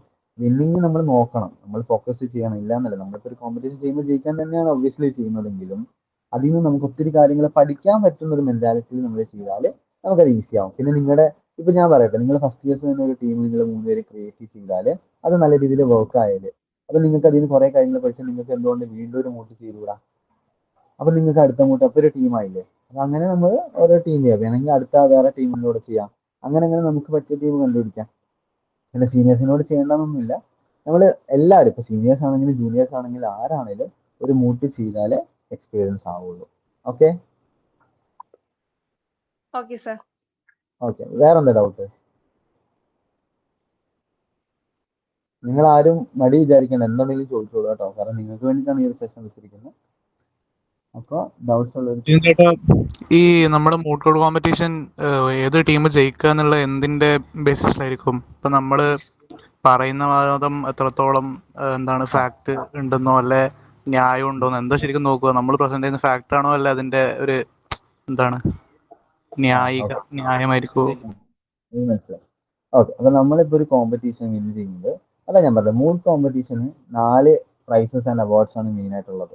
അപ്പൊ നമ്മളിപ്പോ ഒരു ബെസ്റ്റ് വിന്നിംഗ് ടീം ആവണമെങ്കിൽ അപ്പൊ നമ്മൾ ഓരോന്നിനും ഫോക്കസ് ചെയ്യണം. ഇപ്പൊ ഒരു ടീമിന് ദേ വാണ്ട്സ് ഫോർ ദ പ്രൈസസ്, എല്ലാ പ്രൈസും അവർക്ക് വേണമെങ്കിൽ അവരെല്ലാം ഫോക്കസ് ചെയ്യണം. അതായത് ഇപ്പൊ എനിക്ക് വേണ്ടത് ബെസ്റ്റ് വിന്നിംഗ് ടീമാണ് എൻ്റെ ടീമിന്. അപ്പൊ ഞാൻ എന്ത് ചെയ്യണം? എൻ്റെ 2 സ്പീക്കേഴ്സിന്റെയും ആർഗ്യുമെന്റ് പിന്നെ മെമ്മോറിയൽ ജസ്റ്റ് ഒന്ന് അവർ നോക്കും. പിന്നെ നമ്മൾ പറയുന്ന പോയിന്റ്സ് ജഡ്ജസിന് അവരൊക്കെ ഇങ്ങനെ ഉത്തരം കൊടുക്കുന്നു. നമ്മൾ കാണിക്കുന്ന പൊളൈറ്റ്നെസ്, കോർട്ടിൽ നമ്മൾ യൂസ് ചെയ്യേണ്ട ലാംഗ്വേജ്, നമ്മൾ ഡെക്കോറം, അങ്ങനെ എല്ലാ കാര്യങ്ങളും നോട്ടീസ് ചെയ്തിട്ടായിരിക്കും ബെസ്റ്റ് വിന്നിംഗ് ടീമിനെ എടുക്കുന്നത്. അപ്പോൾ നമ്മുടെ ആർഗ്യുമെന്റ് ആയിരിക്കും കൂടുതലും അതിൽ നമ്മൾ എങ്ങനെ ആർഗ്യൂ ചെയ്യുന്നു, നമ്മുടെ നോളജ് എത്രത്തോളം ഉണ്ട് ലോയിൽ, നമ്മളോട് ഒരു ക്വസ്റ്റ്യൻ ചോദിക്കുമ്പോൾ അതിന് എത്രത്തോളം നമ്മൾ റെസ്പോൺസീവായിട്ട് ഉത്തരം പറഞ്ഞു, അത് എത്രത്തോളം അതിൽ ലോ പോയിന്റ്സ് വരുന്നുണ്ട്, നമ്മൾ പറയുന്ന രീതി, അതിലെല്ലാം മാറ്റർ ചെയ്തിട്ടാണ് നമ്മൾ ബെസ്റ്റ് വിന്നിംഗ് ടീം സെലക്ട് ചെയ്യുന്നത്. ബെസ്റ്റ് മെമ്മോറിയൽ എന്ന് പറയുന്ന അവാർഡ് സെലക്ട് ചെയ്യുന്നപ്പോഴും നമ്മൾ ഇന്ന ടൈമിൽ വെക്കാൻ പറയുമല്ലോ. അപ്പൊ നമ്മൾ purely based on the return statement, ആ വെച്ചിരിക്കുന്ന മെമ്മോറിയലുകൾ വെച്ചിട്ടാണ് നമ്മൾ ബെസ്റ്റ് നോക്കുന്നത്. അവിടെ നമ്മുടെ ഒരു കാര്യം മാറ്റർ ചെയ്യില്ല, ആ മെമ്മോറിയലിൽ കൊടുത്തിരിക്കുന്ന നോളജ് ഓഫ് ഫാക്ട്, അതിൽ നമ്മൾ യൂസ് ചെയ്തിരിക്കുന്ന ലാംഗ്വേജ്, കേസ് ലോസ്, ഇഷ്യൂസ്, ഇതൊക്കെ വെച്ചിട്ടാണ് ബെസ്റ്റ് മെമ്മോറിയൽ കൊടുക്കുന്നത്. പിന്നെ ബെസ്റ്റ് റിസർച്ചർ കൊടുക്കുന്നത് ഒന്നെങ്കിൽ റിസർച്ചർ വൈവ അല്ലെങ്കിൽ റിസർച്ചർ ടെസ്റ്റ്. അത് ആരാ ഡിസൈഡ് ചെയ്യുന്നത്? ആ കോമ്പറ്റീഷൻ നടക്കുന്ന ഇൻസ്റ്റിറ്റ്യൂഷൻ ആണ് അത് ഡിസൈഡ് ചെയ്യുന്നത്. അവർ പറയുന്നത് പോലെ എന്താണോ റിസർച്ചറിന്റെ ക്രൈറ്റീരിയ ബെസ്റ്റ് റിസർച്ചറിന്റെ, അത് ചെയ്തിട്ട് അതിൽ നിന്ന് ബെസ്റ്റ് റിസർച്ചറിനെ എടുക്കും. അതിൽ അല്ലാതെ സ്പീക്കേഴ്സിന്റെ റോളോ അതൊന്നും മാറ്റർ ചെയ്യുന്നില്ല. റിസർച്ചർ എങ്ങനെ പെർഫോം ചെയ്യുന്നു അതനുസരിച്ചിട്ടാണ്. പിന്നെ ഉള്ളത് എന്താ? ബെസ്റ്റ് സ്പീക്കറിനെ എടുക്കുന്നത് എങ്ങനെയാന്ന് വെച്ചാൽ ഓരോ റൗണ്ടിലും പ്രിലിംസ് 1ഉം 2ന്റെയും ബേസിസിലാണ്. ഇപ്പോൾ എല്ലാവരും, ഇപ്പൊ ഞാൻ പറയട്ടെ, ഒരു കോമ്പറ്റീഷൻ ഇപ്പൊ എല്ലാവരും പങ്കെടുക്കുന്നത് പ്രിലിംസ് 1ലും 2ലും അല്ലേ? കാരണം ക്വാർട്ടർ ഔട്ട് നോക്കൗട്ട് ചെയ്ത് വിടും. അപ്പോൾ പ്രിലിംസ് 1നും 2നും ഓരോ സ്പീക്കറിനും ഇൻഡിവിജ്വൽ മാർക്കുണ്ട് ആർഗ്യുമെന്റ്സിന്. ആ ഇൻഡിവിജ്വൽ മാർക്കിൽ ഏറ്റവും കൂടുതലുള്ള മാർക്കുള്ള സ്പീക്കർ ആരാണോ അയാളായിരിക്കും ബെസ്റ്റ് സ്പീക്കർ ആവുന്നത്. മനസ്സിലായോ? മനസ്സിലായി. ഓക്കെ. ഓക്കെ, അപ്പൊ നമ്മള് എന്റെ ഫസ്റ്റ് ഡൗട്ട് കഴിഞ്ഞു, ടീം ഫോർമേഷൻ കഴിഞ്ഞു, പിന്നെ പ്രൈസ് ആൻഡ് അവാർഡ്സ് കഴിഞ്ഞു. വേറെന്താ ഡൗട്ട്? ഈ വലിയ കേസ് ലോസ് കിട്ടാത്ത ആർഗ്യുമെന്റ്സിന് എങ്ങനെ സപ്പോർട്ട് ചെയ്യുമ്പോൾ?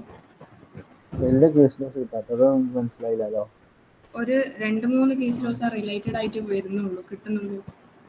ഓക്കെ, 2-3 കേസ് ലോസ് റിലേറ്റ് ചെയ്താൽ വരുന്നെങ്കിൽ ആ 2-3 കേസ് ലോസിന്റെ ജഡ്ജ്മെന്റ്സ് നല്ല രീതിയിൽ വായിക്കുക.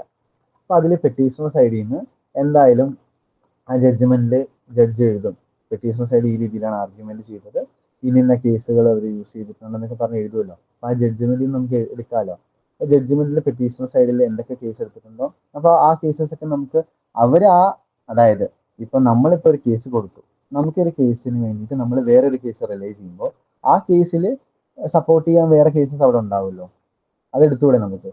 അപ്പൊ നമുക്ക് കുറെ കേസായില്ലേ. മനസ്സിലായോ? അത് മനസ്സിലായോ? ഒന്നുകൂടെ പറയണോ? ഓക്കെ, അപ്പൊ നമ്മൾ എന്ത് ചെയ്യാം? ഓക്കെ, ഒന്നുകൂടെ പറഞ്ഞുതരാം. അതായത് ഇപ്പൊ എന്റെ കേസ് എന്ന് പറഞ്ഞാൽ ഈ ഫണ്ടമെന്റൽ റൈറ്റുള്ള ബേസ് ചെയ്തിട്ടുള്ള കേസാണ്. അപ്പൊ ഞാൻ അതിന് വേണ്ടിയിട്ട് Kesavananda Bharati case, doctrine of basic സ്ട്രക്ചറിന്റെ കേസ് എടുത്തു. അപ്പൊ ആ ഒരു കേസ് നോക്കുമ്പോൾ അതിൽ തന്നെ കുറെ കേസസ് ആണ്. പെറ്റീഷണർ സൈഡിന് വേണ്ടിയിട്ടും റെസ്പോണ്ടന്റ് സൈഡിന് വേണ്ടിയിട്ട് ഒത്തിരി കേസസ് അവർ ആർഗ്യൂ ചെയ്ത കേസസ് ഉണ്ടാവും. അതൊക്കെ എക്സ്പ്ലെയിൻ ചെയ്തിട്ടുണ്ടാവും ജഡ്ജ്മെന്റിൽ. അപ്പൊ എനിക്ക് എന്ത് ചെയ്യാം? എന്റെ പെറ്റീഷണർ സൈഡിന് വേണ്ടിയിട്ട് എന്റെ കേസിന് അതിനകത്ത് പെറ്റീഷൻ സൈഡൊക്കെ എടുക്കാം എനിക്ക്. റെസ്പോണ്ടന്റ് സൈഡിൽ അതിനകത്ത് എന്തൊക്കെ ഓപ്പോസിറ്റ് പറയുന്ന ആ കേസസ് റെസ്പോണ്ടന്റ് സൈഡിന്റെ ആർഗ്യുമെന്റ്സിൽ കാണുമല്ലോ ആ കേസിൽ ഇങ്ങനെ ഇതിന്റെ അടിസ്ഥാനത്തിൽ ഇതല്ലാണ്. അപ്പൊ അതൊക്കെ എനിക്ക് എടുത്ത് ഇവിടെ യൂസ് ചെയ്യാം. ഒരു ഡോക്യുമെന്റ് വെച്ചിട്ട് ചോദിച്ചോ.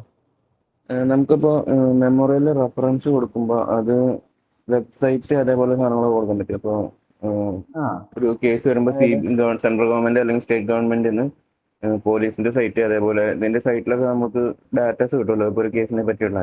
അപ്പൊ ആ സൈറ്റ് നമുക്ക് റെഫറൻസ് കൊടുക്കാൻ പറ്റും. റെഫറൻസ് എന്ന് പറഞ്ഞാൽ നമുക്ക് വേണമെങ്കിൽ ആ ഇൻഡെക്സ് ഓഫ് അതോറിറ്റിയുടെ താഴെ തന്നെ നമ്മൾ എടുത്തിട്ടുള്ള ബുക്സ് റെഫറൻസ് കാര്യങ്ങളൊക്കെ നമുക്ക് ആഡ് ചെയ്ത് പോകാം. കുഴപ്പമില്ല. പിന്നെ കൂടുതലും നമ്മൾ ബുക്സ് ആണ് എഴുതാറ്. കാരണം കുറച്ചും കൂടെ ബുക്സ് പിന്നെ ആർട്ടിക്കിൾസ് ഒക്കെ എടുത്തിട്ടുണ്ടെങ്കിൽ നമ്മളത് മെൻഷൻ ചെയ്യാം, താഴെ ഫുഡ് നോട്ടിൽ മെൻഷൻ ചെയ്യണം. അതല്ല ഞാൻ ചോദിക്കുന്നത്, ഇപ്പൊ കേസുകൾ ഉണ്ടാവില്ല, ചില കേസുകൾ അതേപോലെ സർക്കുലറുകൾ ഉണ്ടാവില്ല. അപ്പൊ പോലീസിന്റെ ഭാഗത്തു നിന്ന് അതേപോലെ CBI എന്നൊക്കെ വന്ന സർക്കുലറുകൾ നമുക്ക് അവരുടെ സൈറ്റിൽ പോയി കഴിഞ്ഞാൽ കിട്ടും. അപ്പൊ ആ സൈറ്റിൽ നിന്ന് നമുക്ക് അത് റെഫറൻസ് ആയിട്ട് കൊടുക്കാൻ പറ്റുമോ? കൊടുക്കാം കുഴപ്പമൊന്നുമില്ല. എനിക്കൊരു ഡൗട്ട് ഉണ്ടായിരുന്നു. ചോദിച്ചോ. അതെന്താ വെച്ചാൽ നമ്മളോട് ഇപ്പോൾ എന്തെങ്കിലും തെറ്റായിട്ടില്ല പറഞ്ഞു പോലെ എന്താ ലീഗലി റോങ്ങോ അല്ലെങ്കിൽ പറഞ്ഞു പോയാൽ മാറിപ്പോവോ? അപ്പൊ അതിനെങ്ങനെ നമുക്ക് എന്താ പറയാ പൊളൈറ്റ്ലി ഒന്ന് തെറ്റാക്കാൻ പറ്റിയ? അതായത് ഇപ്പൊ നമ്മുടെ ഭാഗത്തുനിന്ന് ഇപ്പൊ എന്തെങ്കിലും പറഞ്ഞു പോയാൽ അത് ഓരോരുത്തരുടെ സ്കിൽസ് അനുസരിച്ചിരിക്കും.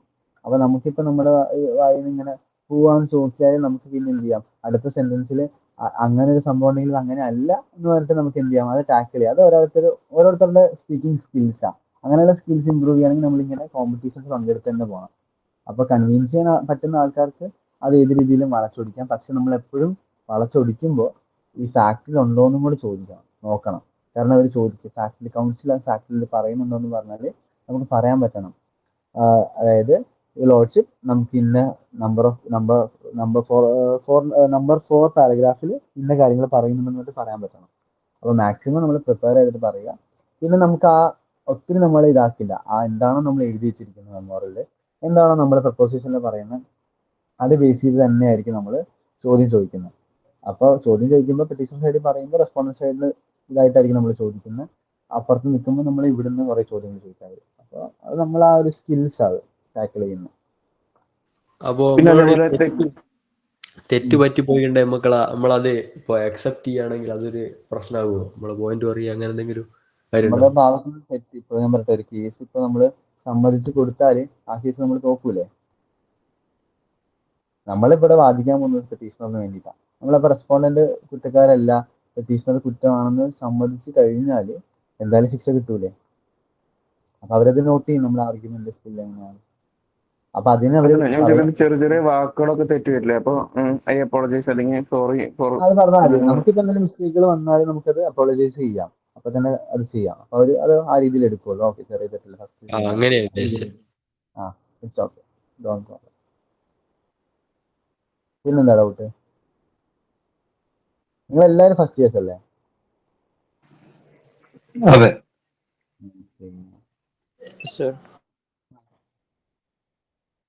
ചോദിച്ചോ.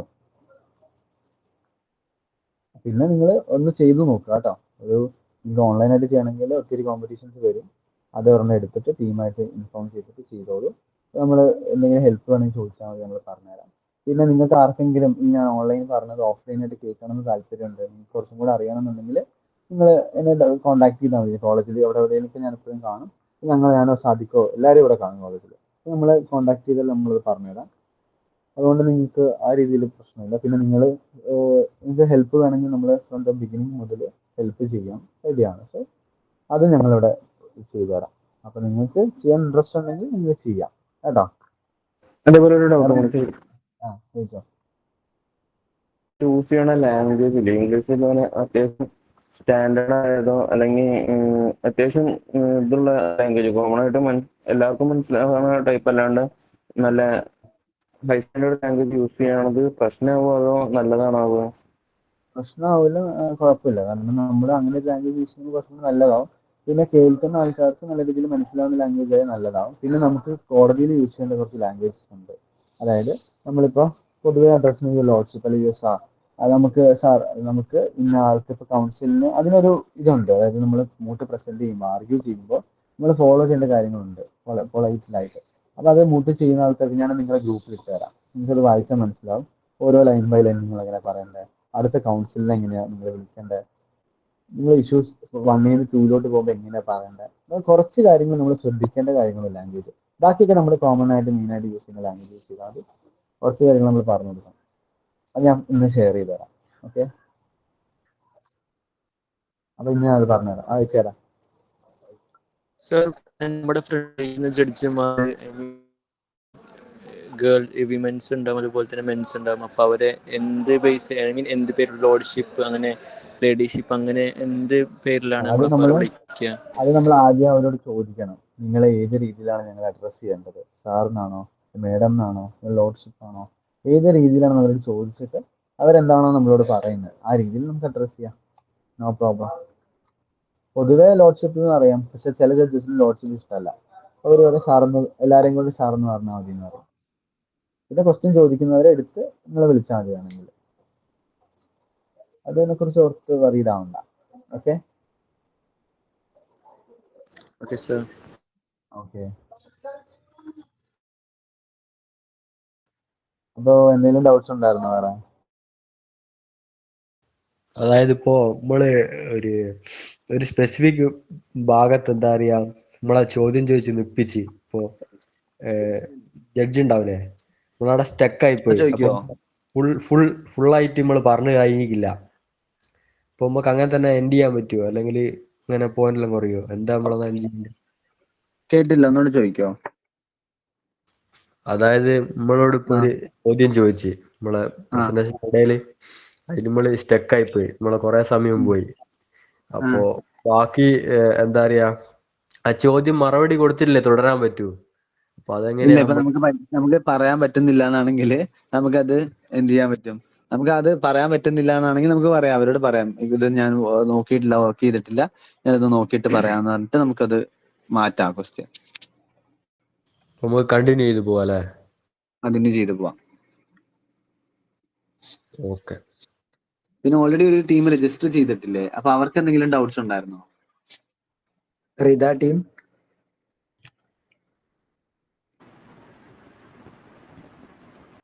ഹലോ,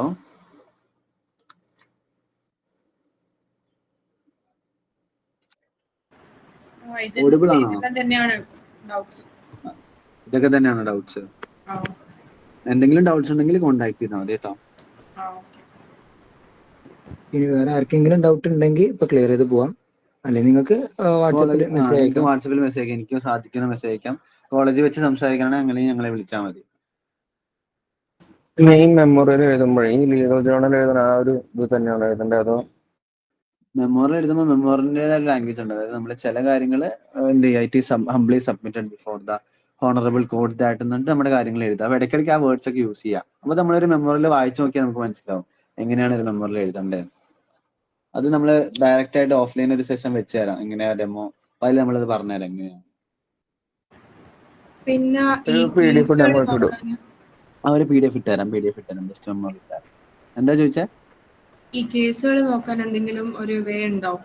ഏതെങ്കിലും ഇതില റെഫറൻസ് ബുക്ക് അല്ലാണ്ട്? ഓക്കെ, കേസ് നോക്കാൻ ഇപ്പൊ നമുക്ക് നിലവിൽ സുപ്രീം കോടതിയുടെ ഡയറക്റ്റ് വെബ്സൈറ്റിൽ കയറിയാൽ അത് എന്തായാലും നിങ്ങൾക്ക് ഗ്രൂപ്പിൽ ഇട്ട് തരാം. അതിൽ നിങ്ങൾ കേസ് ചെക്ക് ചെയ്യേണ്ട സമയത്ത് നോക്കുന്നത്, ഇപ്പൊ നിങ്ങൾക്ക് ലീഗൽ റിസർച്ചിന്റെ ഒരു കാര്യം കൂടി ഞാൻ പറഞ്ഞുതരാം. അപ്പം ലീഗൽ റിസർച്ച് ചെയ്യുമ്പോൾ നമ്മൾ മെയിനായിട്ട് നമുക്ക് കൂടുതൽ വേണ്ടതും അല്ലെങ്കിൽ കൂടുതൽ ആവശ്യമുള്ളതും ഏറ്റവും നമ്മളെ സപ്പോർട്ടീവ് ആയിട്ടുള്ള എവിഡൻസ് ആണ്. സപ്പോർട്ടീവ് ആയിട്ടുള്ള കാര്യങ്ങൾ നമുക്ക് കൊടുക്കാൻ പറ്റില്ല. നമുക്ക് വായി തോന്നിയത് അതിൽ എഴുതി വെക്കാൻ പറ്റില്ല. നമ്മൾ ഒപ്പീനിയൻസ് അതിൽ പറയാൻ പറ്റും, പക്ഷെ അതിനെ സബ്സ്റ്റാൻഷിയേറ്റ് ചെയ്യണം. ഇപ്പോൾ ഗുരുമുട്ടി ചെയ്യുന്നവരോ അല്ലെങ്കിൽ വേറെ ആരെങ്കിലും ഉണ്ടെന്നുണ്ടെങ്കിൽ അതിലുണ്ടാകുന്ന ഒരു 4 ഇഷ്യൂസ് നിങ്ങൾ പ്രൊപ്പോസിഷൻ വായിച്ചിട്ടുണ്ടെങ്കിൽ നിങ്ങളത് കാണും. കുറച്ച് ഇഷ്യൂസ് ഉണ്ടാവും. ആ ഇഷ്യൂസിൽ ഒന്ന് ആർട്ടിക്കിൾ 32 അനുസരിച്ച് പോകുന്നുണ്ടാവും, അതേപോലെ തന്നെ 139 അനുസരിച്ച് പോകുന്നുണ്ടാവും. അതായത് സ്റ്റേറ്റുകൾക്ക് സാധാരണയായിട്ട് 139 അനുസരിച്ചാണ് ഇവിടെ പോകാൻ പറ്റുക സുപ്രീം കോടതിയിൽ. ഒരു സ്റ്റേറ്റുകൾക്ക് 32 അനുസരിച്ച് നമ്മൾ ഇൻഡിവിജ്വൽസ് ആണ് ജനറലി പോവാ, നമുക്കൊരു ഫണ്ടമെന്റൽ റൈറ്റ് വയലേഷൻ നടക്കുന്ന സമയത്ത്. അപ്പൊ നമ്മൾ എന്ത് ചെയ്യും, ഈ 32 സ്റ്റേറ്റ് ഏറ്റവും ലേറ്റസ്റ്റ് ആയിട്ട് പോയിട്ട് സ്റ്റേറ്റ് പോയിട്ടുണ്ട് 32 അനുസരിച്ച്. അത് ഏറ്റവും പുതിയ കേസിൽ, അതായത് തമിഴ്നാട് ഗവർണറിന്റെ കേസിലാണ് ഈ ഒരു ജഡ്ജ്മെന്റ് ആദ്യമായിട്ട് വരുന്നത്. 32 അനുസരിച്ച് പോകുന്നതിൽ ബുദ്ധിമുട്ടില്ല, അല്ലെങ്കിൽ അത് സുപ്രീം കോടതി എന്റർടൈൻ ചെയ്തിട്ടുണ്ട് എന്നുള്ളത് ഏറ്റവും ലേറ്റസ്റ്റ് കേസാണ്. അപ്പം ഈ ഒരു കേസ് ഒരു ലാൻഡ്മാർക്ക് കേസായി മാറി. ഈ 32 അനുസരിച്ച് സ്റ്റേറ്റുകൾക്ക് പോകാം എന്നുള്ള രീതിയിൽ. മനസ്സിലായോ? നിങ്ങൾ റെസ്പോണ്ട് ചെയ്യണം, എന്നാൽ അതിനനുസരിച്ച് ബാക്കി പറയാം. ഓക്കെ. അപ്പൊ ഈ 32 അനുസരിച്ച് സുപ്രീം കോടതിയിലേക്ക് ഒരു സ്റ്റേറ്റ് പോയി. ഇതുവരെ 139 അനുസരിച്ച്, എന്റെ ഓർമ്മ ശരിയാണെങ്കിൽ 139 അനുസരിച്ചാണ് പോവുക സാധാരണയായിട്ട്. കാരണം ആർട്ടിക്കിൾ നമ്മളെ കോൺസ്റ്റിറ്റ്യൂഷനിൽ അതാണ് റൈറ്റ്. അതേപോലെ തന്നെ അപ്പൊ എന്ത് ചെയ്യും, ആ ഒരു ജഡ്ജ്മെന്റ് നിങ്ങൾ ജസ്റ്റ് ഒന്ന് എടുത്ത് വായിക്കുകയാണെങ്കിൽ, അല്ല ജസ്റ്റ് വായിക്കേണ്ട ആവശ്യം പോലുമില്ല, ജസ്റ്റ് ഒന്ന് നോക്കിയാൽ മതി. അതിൽ കുറെ അവർ ബോൾഡ് ചെയ്ത സുപ്രീം കോടതി ജഡ്ജ്മെന്റ്സ് എന്തുണ്ടാവും, കുറെ ബോൾഡ് ചെയ്തിട്ടുണ്ടാവും, കുറെ അതിൽ മുമ്പ് അവർ റെഫർ ചെയ്ത കേസുകൾ. അപ്പം ഈ ഒരു ലീഗൽ റിസർച്ച് മെത്തേഡിനെ പറയുന്നതാണ് നമ്മള് ബെസ്റ്റ് കേസ് റിസർച്ച് എന്നുള്ളത്. അതായത് നമ്മൾ ഒരൊറ്റ കേസ് എടുത്ത് വെച്ചിട്ട് അതിനകത്ത് കുറെ, ഇപ്പം ഒരു കേസ്, ഇപ്പൊ കേശവാനന്ദി ഭാരതി കേസാണ് നമ്മൾക്ക് ആദ്യം കിട്ടിയത്, ഒരു കോൺസ്റ്റിറ്റ്യൂഷന്റെ ഒരു ഫണ്ടമെന്റൽ ആയിട്ടുള്ള കാര്യം വെച്ചിട്ടാണെന്നുണ്ടെങ്കിൽ നമുക്ക് ആ ഒരു ബെസ്റ്റ് കേസ് എന്നുള്ളത് കേശവാനന്ദി ഭാരതി കേസ് എടുക്കും. എന്നിട്ട് അതിൽ ഒരുപാട് കേസുകൾ പറഞ്ഞിട്ടുണ്ടാവും. അപ്പൊ നമ്മളൊരു ജഡ്ജ്മെന്റ് വായിക്കാന്ന് പറഞ്ഞാൽ നമ്മളെ ജഡ്ജ്മെന്റ് ശരിക്കും നമ്മള് ഏതെങ്കിലും ഒരു ബുക്ക് പോലെ 120 പേജെല്ലാം ഉണ്ടാവുക. ഒരു ജഡ്ജ്മെന്റ് ഇപ്പം ഗവർണറുടെ കേസിൽ ഏകദേശം 424 അല്ലെങ്കിൽ 420 മുകളിൽ പേജസ് ഉണ്ട്.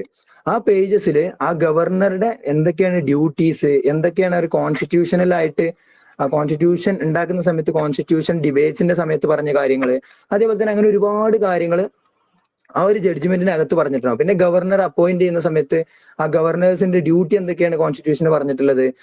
പിന്നെ അതുപോലെ തന്നെ വേറെ ഇടക്കിടക്ക് ഗവർണേഴ്സിന് പുതിയതായിട്ട് ഡ്യൂട്ടി കൊടുക്കുന്ന സമയത്ത് ഒരു കമ്മിറ്റികൾ വെച്ചിട്ടുണ്ടാവും. ഇപ്പം പല ഇപ്പം LSG local self government create ചെയ്യുന്ന സമയത്ത് കുറെ കമ്മിറ്റി വെച്ചിട്ടാണ് അവരെന്ത് ചെയ്യുക, അത് രൂപീകരിക്കുക. അതേപോലെ തന്നെ കോമ്പറ്റീഷനിലോ ആണെങ്കിൽ അത് ഒരു കമ്മിറ്റി വെച്ചിട്ടാണ് അത് രൂപീകരിക്കുക. അപ്പൊ ഇങ്ങനത്തെ ഇപ്പൊ നമുക്കൊരു ഒരു ബേസിക് ആയിട്ടുള്ള ഒരു കോൺസ്റ്റിറ്റ്യൂഷണൽ കേസ് വരികയാണെന്നുണ്ടെങ്കിൽ ചിലപ്പോൾ ഏതെങ്കിലും ഒരു പല കമ്മിറ്റീസിന്റെ കാര്യങ്ങളൊക്കെ ഈ ഒരു ജഡ്ജ്മെന്റിൽ പറഞ്ഞിട്ടുണ്ടാവും. അപ്പം നിങ്ങളൊരു ബെസ്റ്റ് കേസ് എടുക്കുന്ന സമയത്ത് അതിനകത്ത് ഇതേപോലത്തെ കമ്മിറ്റീസിന്റെ റെഫറൻസ് ഉണ്ടാവും. അതേപോലെ തന്നെ സുപ്രീം കോടതി റിലേ ചെയ്യുന്ന വേറെ കുറെ കേസുകൾ പറഞ്ഞിട്ടുണ്ടാവും. അപ്പൊ ആ കേസ് ഇപ്പൊ കേശവാനന്ദി ഭാരതി കേസിന്റെ അകത്ത് AK ഗോപാലൻ കേസ് ഉണ്ടാവും. അപ്പൊ AK ഗോപാലൻ കേസ് ഈ ഒരു കേസുമായിട്ട് റിലേറ്റ് ചെയ്തിട്ടുള്ളതാണ്. അപ്പൊ ആ കേസിനകത്ത് AKGന്റെ കേസിനകത്ത് വേറെ കേസ് ഉണ്ടാവും. അങ്ങനെയാണ് നമ്മൾ ഒരു ബെസ്റ്റ് കേസ് എന്നുള്ള ഒരു സെലക്ഷൻ ഉണ്ടാവും. ഒരു 2-3 കേസ് ഉണ്ടെങ്കിൽ തന്നെ അതിനകത്ത് നിന്ന് നിങ്ങൾക്ക് കുറെ കേസുകൾ കിട്ടും. പിന്നെ നിങ്ങൾക്ക് ആ സ്പെസിഫിക് ടോപ്പിക്കിന് റിലേറ്റ് ചെയ്തിട്ട് വളരെ കുറഞ്ഞ കേസുകളെ ഉള്ളൂ എന്നുണ്ടെങ്കിൽ നിങ്ങൾ ഡയറക്റ്റ് ആയിട്ട് ഗൂഗിളിൽ സെർച്ച് ചെയ്യുക, landmark case loss on this topic എന്ന് പറഞ്ഞിട്ട് അടിച്ചു കഴിഞ്ഞാൽ ഒരു കേസ് കിട്ടും. എന്നിട്ട് അതിനകത്തുള്ള കുറച്ച് കേസുകൾ നോക്കുക. അങ്ങനെ അപ്പൊ ഇതാണ് ഒരു ബെസ്റ്റ് കേസ് എന്നുള്ള റിസർച്ചിന്റെ ഏറ്റവും നല്ല മെത്തഡോളജി. അപ്പൊ ഇതിനകത്ത് തന്നെ നിങ്ങൾക്ക് എന്ത് കിട്ടും, ബാക്കി ഏതൊക്കെ സ്റ്റാറ്റ്യൂട്ടുകൾ പറഞ്ഞിട്ടുണ്ട് അതൊരു ജഡ്ജ്മെന്റ്സിനകത്ത് നിങ്ങൾക്ക് ഇൻഡെക്സിൽ വായിച്ചാൽ കിട്ടും. ഒരു ജഡ്ജ്മെന്റ് വായിക്കുമ്പോൾ നിങ്ങൾക്ക് ആ ഇൻഡെക്സിനകത്ത് തന്നെ എന്തൊക്കെ കാര്യങ്ങളാണ് പറഞ്ഞിട്ടുള്ളത് നിങ്ങൾക്ക് കിട്ടും. അപ്പൊ അതൊക്കെ നിങ്ങൾക്ക് എന്ത് ചെയ്യാം, ഫുട് നോട്ടായിട്ടും സൈറ്റേഷനായിട്ട് കൊടുക്കാൻ പറ്റും. പിന്നെ നിങ്ങൾക്ക് ക്രെഡിബിൾ ആയിട്ട് യൂസ് ചെയ്യാൻ പറ്റുന്ന സോഴ്സുകളാണ് ഒന്ന് മനുപത്ര എന്നുള്ള വെബ്സൈറ്റ്, അതിന്റെ മനുപത്രന്റെ വെബ്സൈറ്റ്, അതേപോലെ തന്നെ SCC ഓൺലൈന്. നമുക്ക് കുറച്ചൊക്കെ സിമ്പിൾ ആയിട്ട് യൂസ് ചെയ്യാൻ പറ്റുന്നതാണ് ഇന്ത്യൻ കാനൂൻ. പക്ഷെ ഇന്ത്യൻ കാനൂനിനകത്ത് അത് ഫ്രീ ആണെങ്കിലും ചിലപ്പോൾ അതിലൊരു ഒരുപാട് എറേഴ്സ് വരാൻ ചാൻസ് ഉണ്ട്. അപ്പം ഇന്ത്യൻ കാനൂനിനകത്ത് അവര് ഈ കേസിന്റെ പല സൈറ്റേഷൻസും വേറെ കൊടുക്കും. അപ്പൊ നമുക്ക് സുപ്രീം കോടതി അല്ലെങ്കിൽ ജനറലി യൂസ് ചെയ്യുന്ന, റിപ്പോർട്ട് ചെയ്യാൻ യൂസ് ചെയ്യുന്ന മെത്തേഡാണ് SCC. അതേപോലെ തന്നെ AIR. നമ്മള് ചിലപ്പോൾ എൻട്രൻസിനൊക്കെ പഠിച്ചിട്ടുണ്ടാവും AIR, ഓൾ ഇന്ത്യ റിപ്പോർട്ടർ. അപ്പം സുപ്രീം കോടതി ഇപ്പൊ കൂടുതലായിട്ടും SCC വരെ എടുത്തു തുടങ്ങിയിട്ടുണ്ട്. അപ്പൊ നമുക്ക് കോളേജിൽ SCC ഈസി ആയിട്ട് അവൈലബിൾ ആണ്. അപ്പം ഇതാണ് നമ്മൾ ഏറ്റവും ബെസ്റ്റ് ആയിട്ട് യൂസ് ചെയ്യുന്നത്. അപ്പൊ നിങ്ങളൊരു മെമ്മോറിയൽ വായിക്കുമ്പോൾ തന്നെ അതിനകത്ത് ഏറ്റവും കൂടുതൽ ഉണ്ടാകുന്ന സൈറ്റേഷൻ SCC എന്നായിരിക്കും. മനുപത്രമൊക്കെ സാധാരണ കുറവാണ്. കാരണം SCCയും റിപ്പോർട്ട് ചെയ്യും, മനുപത്രയെ റിപ്പോർട്ട് ചെയ്യും. അപ്പൊ നിങ്ങൾക്ക് ഏറ്റവും ബെസ്റ്റ് ആയിട്ട് യൂസ് ചെയ്യാൻ പറ്റുന്നത് മനുപത്രയാണ്, അല്ല SCC ആണ്. അപ്പൊ SCCന്റെ സൈറ്റ് നമ്മളെ കോളേജിൽ അവൈലബിൾ ആണ്. അതിൽ കയറിയിട്ട് നിങ്ങൾക്ക് എന്ത് ചെയ്യാം, അപ്പം അതിൽ നിങ്ങൾക്ക് ഇപ്പോൾ ഒരു റൈറ്റ് ടു പ്രൈവസിന്റെ കേസാണെന്നുണ്ടെങ്കിൽ അതിൽ കീവേഡ് ആയിട്ട് നിങ്ങൾ റൈറ്റ് ടു പ്രൈവസി എന്ന് അടിച്ചു കൊടുത്തു കഴിഞ്ഞാൽ അതിന്റെ മുകളിലുള്ള SCCന്റെ സൈറ്റിൽ കയറിയാൽ അതിന്റെ അകത്തുള്ള ഏകദേശം എല്ലാ ജഡ്ജ്മെന്റ്സും അതുപോലെ തന്നെ ഒരുപാട് ആർട്ടിക്കിൾസും ഈ ഒരു ഇതിൽ അവൈലബിൾ ആണ്. അപ്പൊ നിങ്ങൾക്ക് ആർട്ടിക്കിൾസ് എന്ത് ചെയ്യാൻ പറ്റും, ഇതിൽ കോട്ട് ചെയ്യാൻ പറ്റും. ഈ ആർട്ടിക്കിൾ ഇങ്ങനെ പറഞ്ഞിട്ടുണ്ട്, കാരണം അവരത് ക്രെഡിബിൾ ആയിട്ടുള്ള സോഴ്സിൽ നിന്ന് എടുക്കുന്നതാണ്. അതുകൊണ്ടാണ് ആ ഒരു ആർട്ടിക്കിൾ അവർ പബ്ലിഷ് ചെയ്ത് നിങ്ങൾക്ക് കിട്ടുന്നത്. അപ്പം ഈ ഒരു ആർട്ടിക്കിൾ എടുത്താണ് ഇയാൾ എഴുതിയതാണ് നമ്മൾ ഫുട് നോട്ടും കൊടുക്കും. അങ്ങനെ ആ ഒരു റിസർച്ചിന്റെ ഏറ്റവും നമുക്ക് ക്രെഡിബിൾ ആയിട്ട് യൂസ് ചെയ്യാൻ പറ്റുന്ന സോഴ്സസ് ഏതൊക്കെയാന്ന് പറഞ്ഞാൽ, ഒന്ന് ഡയറക്റ്റ് ആയിട്ട് സുപ്രീം കോടതിന്റെ വെബ്സൈറ്റ്, അത് നിങ്ങൾക്ക് ഗ്രൂപ്പിൽ ഇട്ട് തരാം. API.SCI എന്നുള്ള ആണ് അതിന്റെ ഒരു, എനിക്ക് കറക്റ്റ് ഫുൾ ഓർമ്മയില്ല, പക്ഷെ ആ ഗ്രൂപ്പിൽ ഇട്ട് തരാം. അതേപോലെ തന്നെ നിങ്ങൾക്ക് SCC നമുക്ക് നമ്മൾ പ്രീമിയം സബ്സ്ക്രിപ്ഷൻ എടുത്താലേ കിട്ടും, പക്ഷെ നമുക്ക് കോളേജിൽ അത് ആക്സസ് ആണ്. അതേപോലെ തന്നെ മനുപത്ര, പിന്നെ ആർട്ടിക്കിൾസിന് വേണ്ടി ഉപയോഗിക്കാൻ പറ്റുന്നതാണെങ്കിൽ മനുപത്ര ആർട്ടിക്കിൾസ് ഉണ്ട്. അതേപോലെ തന്നെ ഒരുപാട് അത് ഫ്രീ ആയിട്ടുള്ള LJRS, അങ്ങനെ അതേപോലെ തന്നെ ഇന്ത്യൻ ജേണൽ, അങ്ങനെ ഒരുപാട് ജേണൽസിന്റെ ഫ്രീ ആയിട്ട് നമുക്ക് ആക്സസ് ചെയ്യാൻ പറ്റുന്ന ജേണൽസ് നമുക്ക് കിട്ടും. അപ്പൊ നമുക്ക് ഏത് വെബ്സൈറ്റിൽ കയറുകയാണെങ്കിലും നിങ്ങൾക്ക് ഏതാണ് നിങ്ങൾക്ക് ആവശ്യമുള്ള കീവേഡ്, ഇപ്പം ഗുരു മൂട്ട് ചെയ്യുന്നവർക്ക് അതിലുള്ളത് ഒരു ജനറൽ എക്സെപ്ഷൻസിൽ വരുന്ന കേസാണ്, അതായത് സെക്ഷൻ 80 അങ്ങനെ ഏതൊരു കേസാണ്. അപ്പം ആ ജനറൽ എക്സെപ്ഷൻസിൽ വരുമോ എന്നുള്ളത്. അപ്പം ജനറൽ എക്സെപ്ഷൻസ് സെക്ഷൻ 80 നിങ്ങൾക്ക് ആ ഒരു കേസിൽ അടിച്ചു കഴിഞ്ഞാൽ, ആ ഒരു കേസ് ലോയിൽ അടിച്ചു കഴിഞ്ഞാൽ നിങ്ങൾക്ക് അതിന്റെ ഏകദേശം ഏതൊക്കെ ജഡ്ജ്മെന്റ്സിൽ ഈ ഒരു കാര്യം പറഞ്ഞിട്ടുണ്ടോ അതൊക്കെ നിങ്ങൾക്ക് അതിനകത്തുനിന്ന് എക്സ്ട്രാക്ട് ചെയ്യാൻ പറ്റും. അങ്ങനെയാണ് നമ്മൾ ലീഗൽ റിസർച്ച് ചെയ്യുക. എന്നിട്ട് അതിന്റെ മുകളിൽ തന്നെ നിങ്ങൾക്ക് അത് സൈറ്റേഷൻസ് ഉണ്ടാവും. ആ സൈറ്റേഷൻസ് കോപ്പി ചെയ്യാനുള്ള ഫംഗ്ഷന് ആ ഒരു SCCന്റെ സൈറ്റിന്റെ നിങ്ങൾ ഓപ്പൺ ചെയ്തിട്ടുള്ള ജഡ്ജ്മെന്റിന് അകത്ത് തന്നെ കൊടുത്തിട്ടുണ്ടാവും, സൈറ്റ് ദിസ് കേസ് എന്ന് പറഞ്ഞിട്ട്. അപ്പൊ നിങ്ങൾക്ക് അത് ജസ്റ്റ് കോപ്പി ചെയ്യുക, നിങ്ങൾ താഴെ പേസ്റ്റ് ചെയ്ത് കൊടുക്കുക, അത്രേ ചെയ്യേണ്ട ആവശ്യമുള്ളൂ.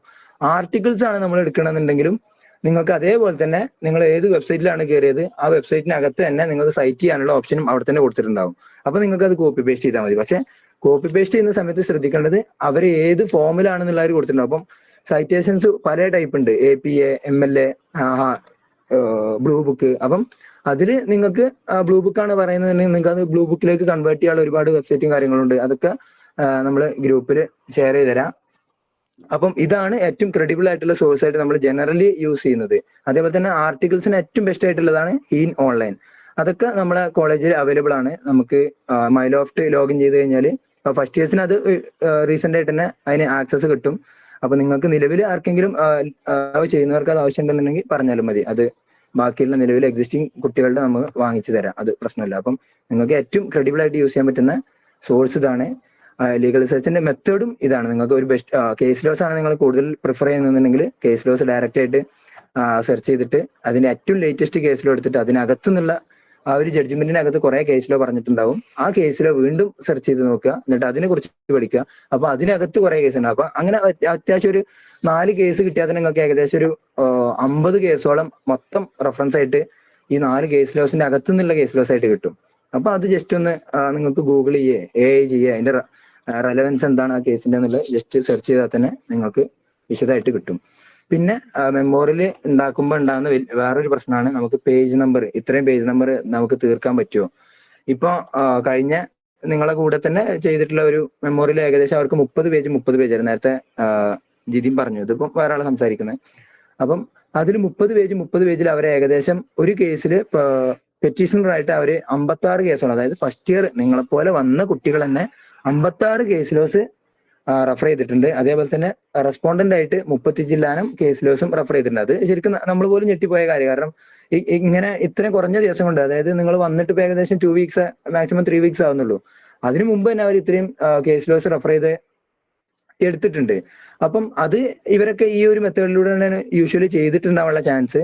അപ്പൊ ഇത് മെമ്മോറിയൽ ഇത്രയും 20 പേജസ് ഉണ്ടാക്കണ്ടേ എന്നുള്ള ഒരു അത് കുറച്ച് ബുദ്ധിമുട്ടല്ലേ എന്നുള്ളത് ഒരു ആശങ്കയുള്ളവർക്ക് വേണ്ടിയിട്ട് പറയുന്നതാണ്. നമുക്ക് മെമ്മോറിയൽ 20 പേജസ് ആണെന്നുണ്ടെങ്കിലും ആ പേജസ് എന്ന് പറയുന്നത് എല്ലാം ഇൻക്ലൂഡഡ് ആയിട്ടുള്ള നമ്മളുടെ കവർ പേജ്, നമ്മളുടെ പ്രയർ, നമ്മളുടെ ഫാക്ട്, നമ്മളുടെ അബ്രവേഷൻസ്, ഇൻഡെക്സ് ഓഫ് അതോറിറ്റി, അതൊക്കെ ഇൻക്ലൂഡ് ആയിട്ടുള്ള. അപ്പം ഇതിന് നമുക്ക് എങ്ങനെ ബ്രേക്ക് ഡൗൺ ചെയ്യാം, ഇതെങ്ങനെ ഈസി ആയിട്ട് ടാക്കിൾ ചെയ്യാം എന്നുള്ളത് പറയുകയാണെങ്കിൽ ഇപ്പൊ ഗുരു മൂട്ടിന് ഏകദേശം 30 പേജാണ്.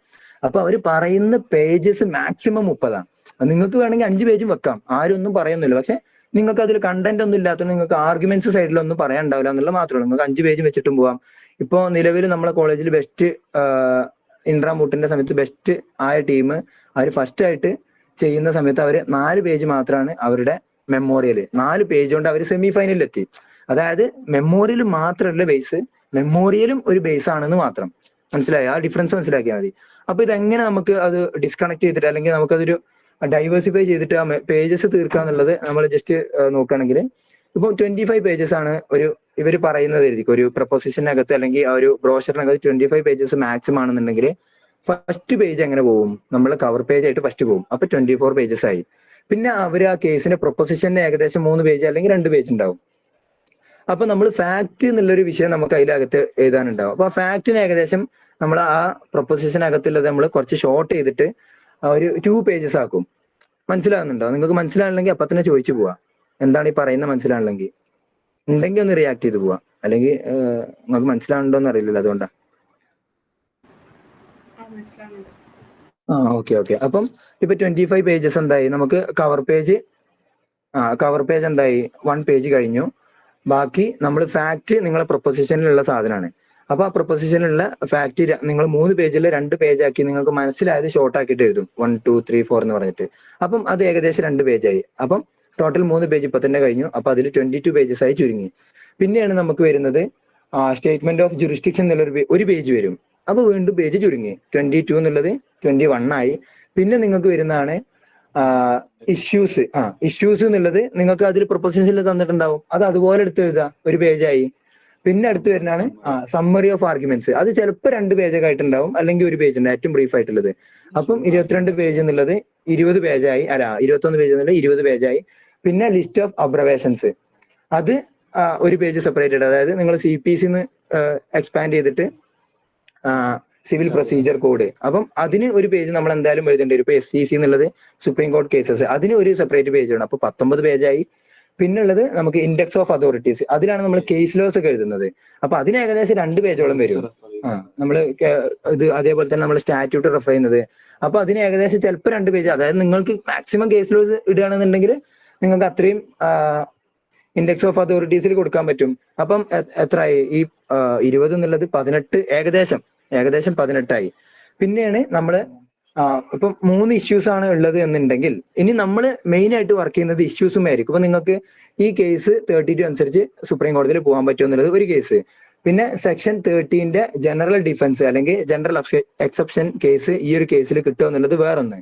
പിന്നെ ഇത് മെയിൻറ്റൈനബിൾ ആണോ, അത് ഞാൻ ജസ്റ്റ് പറയുന്ന 3 ഇഷ്യൂസ് ആണ് ജസ്റ്റ് ആയിട്ട് പറയുന്നത്. അപ്പം ഇതിൽ ആദ്യത്തെ ഇഷ്യൂസുമ്പോൾ നിങ്ങൾ എന്ത് ചെയ്യണം? കൃത്യമായിട്ട് വർക്ക് ചെയ്യണം. അപ്പം ഒരു ഇഷ്യൂസുമ്പോൾ നിങ്ങൾക്ക് എന്ത് ചെയ്യാൻ പറ്റും? അറ്റ്ലീസ്റ്റ് 3-4 പേജോ നിങ്ങൾക്ക് എഴുതാൻ പറ്റും ഒരു ഇഷ്യൂസുമ്പോൾ. കാരണം ഈ കേസ് സുപ്രീം കോടതിയിൽ മെയിൻറ്റൈനബിൾ ആണോ, ആർട്ടിക്കിൾ 32ന്റെ പെർവ്യൂവിൽ വരുന്നതാണോ, അല്ലെങ്കിൽ ആർട്ടിക്കിൾ 149ന്റെ പെർവ്യൂവിൽ വരുന്നതാണോ എന്നുള്ളത് ചെക്ക് ചെയ്യുമ്പോൾ നിങ്ങൾക്ക് ഒരുപാട് കേസിൽ ഇഷ്ടം പോലെ എഴുതാൻ പറ്റും.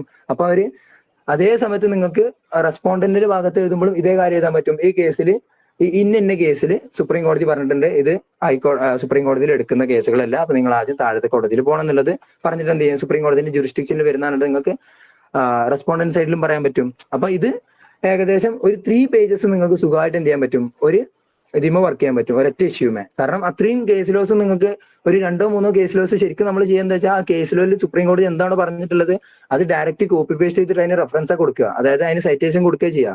അപ്പൊ സൈറ്റേഷൻസിന്റെ കുറെ നിങ്ങളൊരു 5-6 സൈറ്റേഷൻസ് ഒരു പേജിൽ കൊടുക്കുമ്പോൾ തന്നെ ഏകദേശം നിങ്ങൾക്ക് ഒരു ക്വാർട്ടർ പേജ് ഫില്ലാവും. അപ്പൊ നിങ്ങൾക്ക് മാക്സിമം ഉണ്ടാവുക ഒരു 2 അല്ലെങ്കിൽ 2.5 pages ആണ് നിങ്ങൾക്ക് ഒരു ഇഷ്യൂമ വർക്ക് ചെയ്യേണ്ടി വരിക. മനസ്സിലായോ? അപ്പൊ അത്രയും സിമ്പിൾ ആണ്. അപ്പൊ ഇനി അതേപോലെ തന്നെ അടുത്തത് ചിലപ്പോൾ നിങ്ങൾക്ക് സെക്ഷൻ 18ന്റെ ഒരു ജനറൽ എക്സെപ്ഷൻസിൽ വരുന്ന, ഇത് ക്രിമിനൽ കേസിൽ വരുന്നതാണ്, ഇത് ഗുരുമുട്ടി ചെയ്യുന്നവരെ ഒരു ഓർമ്മ വെച്ചിട്ട് പറയുന്നതാണ്. അപ്പൊ സെക്ഷൻ 18ന്റെ പെർവ്യൂവിൽ ഇത് വരുമോ എന്നുള്ളത് ചോദിക്കുകയാണെന്നുണ്ടെങ്കിൽ സെക്ഷൻ 80ക്കൊക്കെ ഇഷ്ടംപോലെ കേസ് ലോസ് ഉണ്ട്. നമുക്ക് ജസ്റ്റ് ഗൂഗിൾ ചെയ്താൽ തന്നെ ഒരു 100-ലധികം കേസുകൾ ജനറൽ എക്സെപ്ഷൻസിൽ വരും. അപ്പോൾ ആ കേസുകളൊക്കെ നിങ്ങൾക്ക് കൊടുത്തു കഴിഞ്ഞാൽ തന്നെ നിങ്ങൾ നിങ്ങൾക്ക് സ്ഥലം തികയാതെ വരുന്ന ഒരു സിറ്റുവേഷനാണ് സാധാരണ ആയിട്ടുണ്ടാകും. ഒരു ഇഷ്യൂം അറ്റ്ലീസ്റ്റ് നിങ്ങൾ 3 പേജ് എടുക്കുക. പിന്നെ അടുത്ത അങ്ങനെ ഓരോ ഇഷ്യൂസുമ്പോൾ 3 പേജ് എടുത്തു കഴിഞ്ഞാൽ ഏകദേശം 10 പേജ് 12 പേജ്, ചിലപ്പോൾ 4 ഇഷ്യൂസ് ഉണ്ടെങ്കിൽ 12 പേജ് 13 പേജൊക്കെ വരും. പിന്നെ അതിൽ സൈറ്റേഷൻസും കൂടി വരുമ്പോൾ ഒരു 15 പേജ് ഏകദേശം ആവും.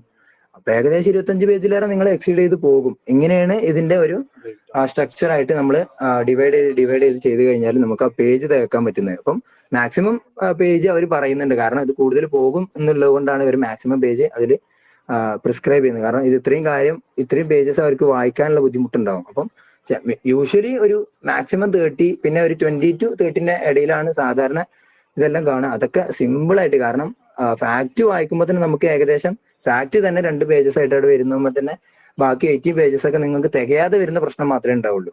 അതിന് നിങ്ങൾ കുറച്ച് ആർട്ടിക്കിൾസും കുറച്ച് കേസ് ലോസും കുറച്ച് ജഡ്ജ്മെന്റ്സും വായിക്കുക എന്നുള്ളത് മാത്രം. ഇപ്പൊ മനസ്സിലായത് എങ്ങനെ ബ്രേക്ക് ഡൗൺ ചെയ്തു, എത്ര സിമ്പിൾ ആയിട്ട് നിങ്ങൾക്ക് ചെയ്യാൻ പറ്റും എന്നുള്ളത്.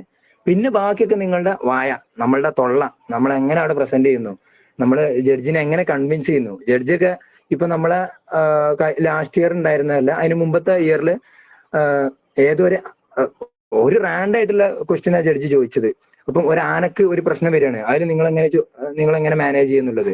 അപ്പൊ എന്ത് ചെയ്യും, ചിലപ്പോൾ ഇയാൾ എന്ത് തേങ്ങയാണ് ചോദിക്കണം നിങ്ങൾക്ക് തോന്നും. പക്ഷെ നിങ്ങൾ എന്ത് ചെയ്യണം, ആനന്റെ ഭാഗത്തുനിന്ന് ചിന്തിച്ചിട്ട് ആനയാണെങ്കിൽ പോലും നമ്മൾ ഇങ്ങനെ ഇതിന് റെമഡി കൊടുക്കുന്നുള്ള രീതിയിൽ ജഡ്ജിനെ കൺവിൻസ് ചെയ്യണം. കാരണം അവർക്ക് നിങ്ങൾ എങ്ങനെ അത് അവരെ കൺവിൻസ് ചെയ്യുന്നു എന്നുള്ള മാത്രമാണ്. നിങ്ങൾക്ക് ചിലപ്പോൾ റെസ്പോണ്ടന്റ് സൈഡ് ചിലപ്പോൾ വളരെ വീക്ക് ആയിരിക്കും, ചിലപ്പം പിന്നെ മറ്റേതാ പെറ്റീഷണർ ചിലപ്പോൾ ഹൈ ആയിട്ടില്ല. അപ്പൊ നമുക്ക് ഈ കേസ് കാണുമ്പോൾ തന്നെ നമുക്ക് തോൽക്കും തോന്നും. അപ്പൊ ഈ കേസ് നമ്മൾ ഈ കോടതിയിൽ ജയിക്കുക തോൽക്കുക എന്നുള്ള പരിപാടിയേ ഇവിടെ ഇല്ല. നിങ്ങൾ എങ്ങനെ പ്രസന്റ് ചെയ്യുന്നു എന്നുള്ള മാത്രമാണ്. നിങ്ങളുടെ മെമ്മോറിയൽ മോശമാണ്, നിങ്ങളുടെ ആർഗ്യുമെന്റ്സ് മോശമാണ്, പക്ഷെ എന്നാൽ പോലും ചിലപ്പോൾ നിങ്ങളുടെ ടീം ബെസ്റ്റ് ആവും. കാരണം നിങ്ങളുടെ മൊത്തത്തിൽ ഉള്ള ഓവറോൾ, കാരണം നിങ്ങൾ അത്രയും വീക്ക് ആയിട്ടുള്ള ഒരു സാധനമാണ് നിങ്ങൾക്ക് കിട്ടുന്നതെന്നുണ്ടെങ്കിൽ നിങ്ങൾക്ക് അതിൽ ബെറ്റർ ആയിട്ട് ചെയ്യാൻ പറ്റിയെന്ന് ജഡ്ജസിന് തോന്നിയാൽ പിന്നെ അവിടെ പ്രശ്നം തീർന്നു. അത്രേ ഉള്ളൂ. ഇതാണ് ആ മെമ്മോറിയലിന്റെ ബേസും കാര്യങ്ങളൊക്കെ. ഇനി എന്തെങ്കിലും?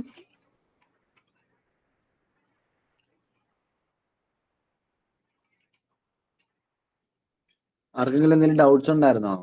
ഇനി കഴിഞ്ഞില്ലേ?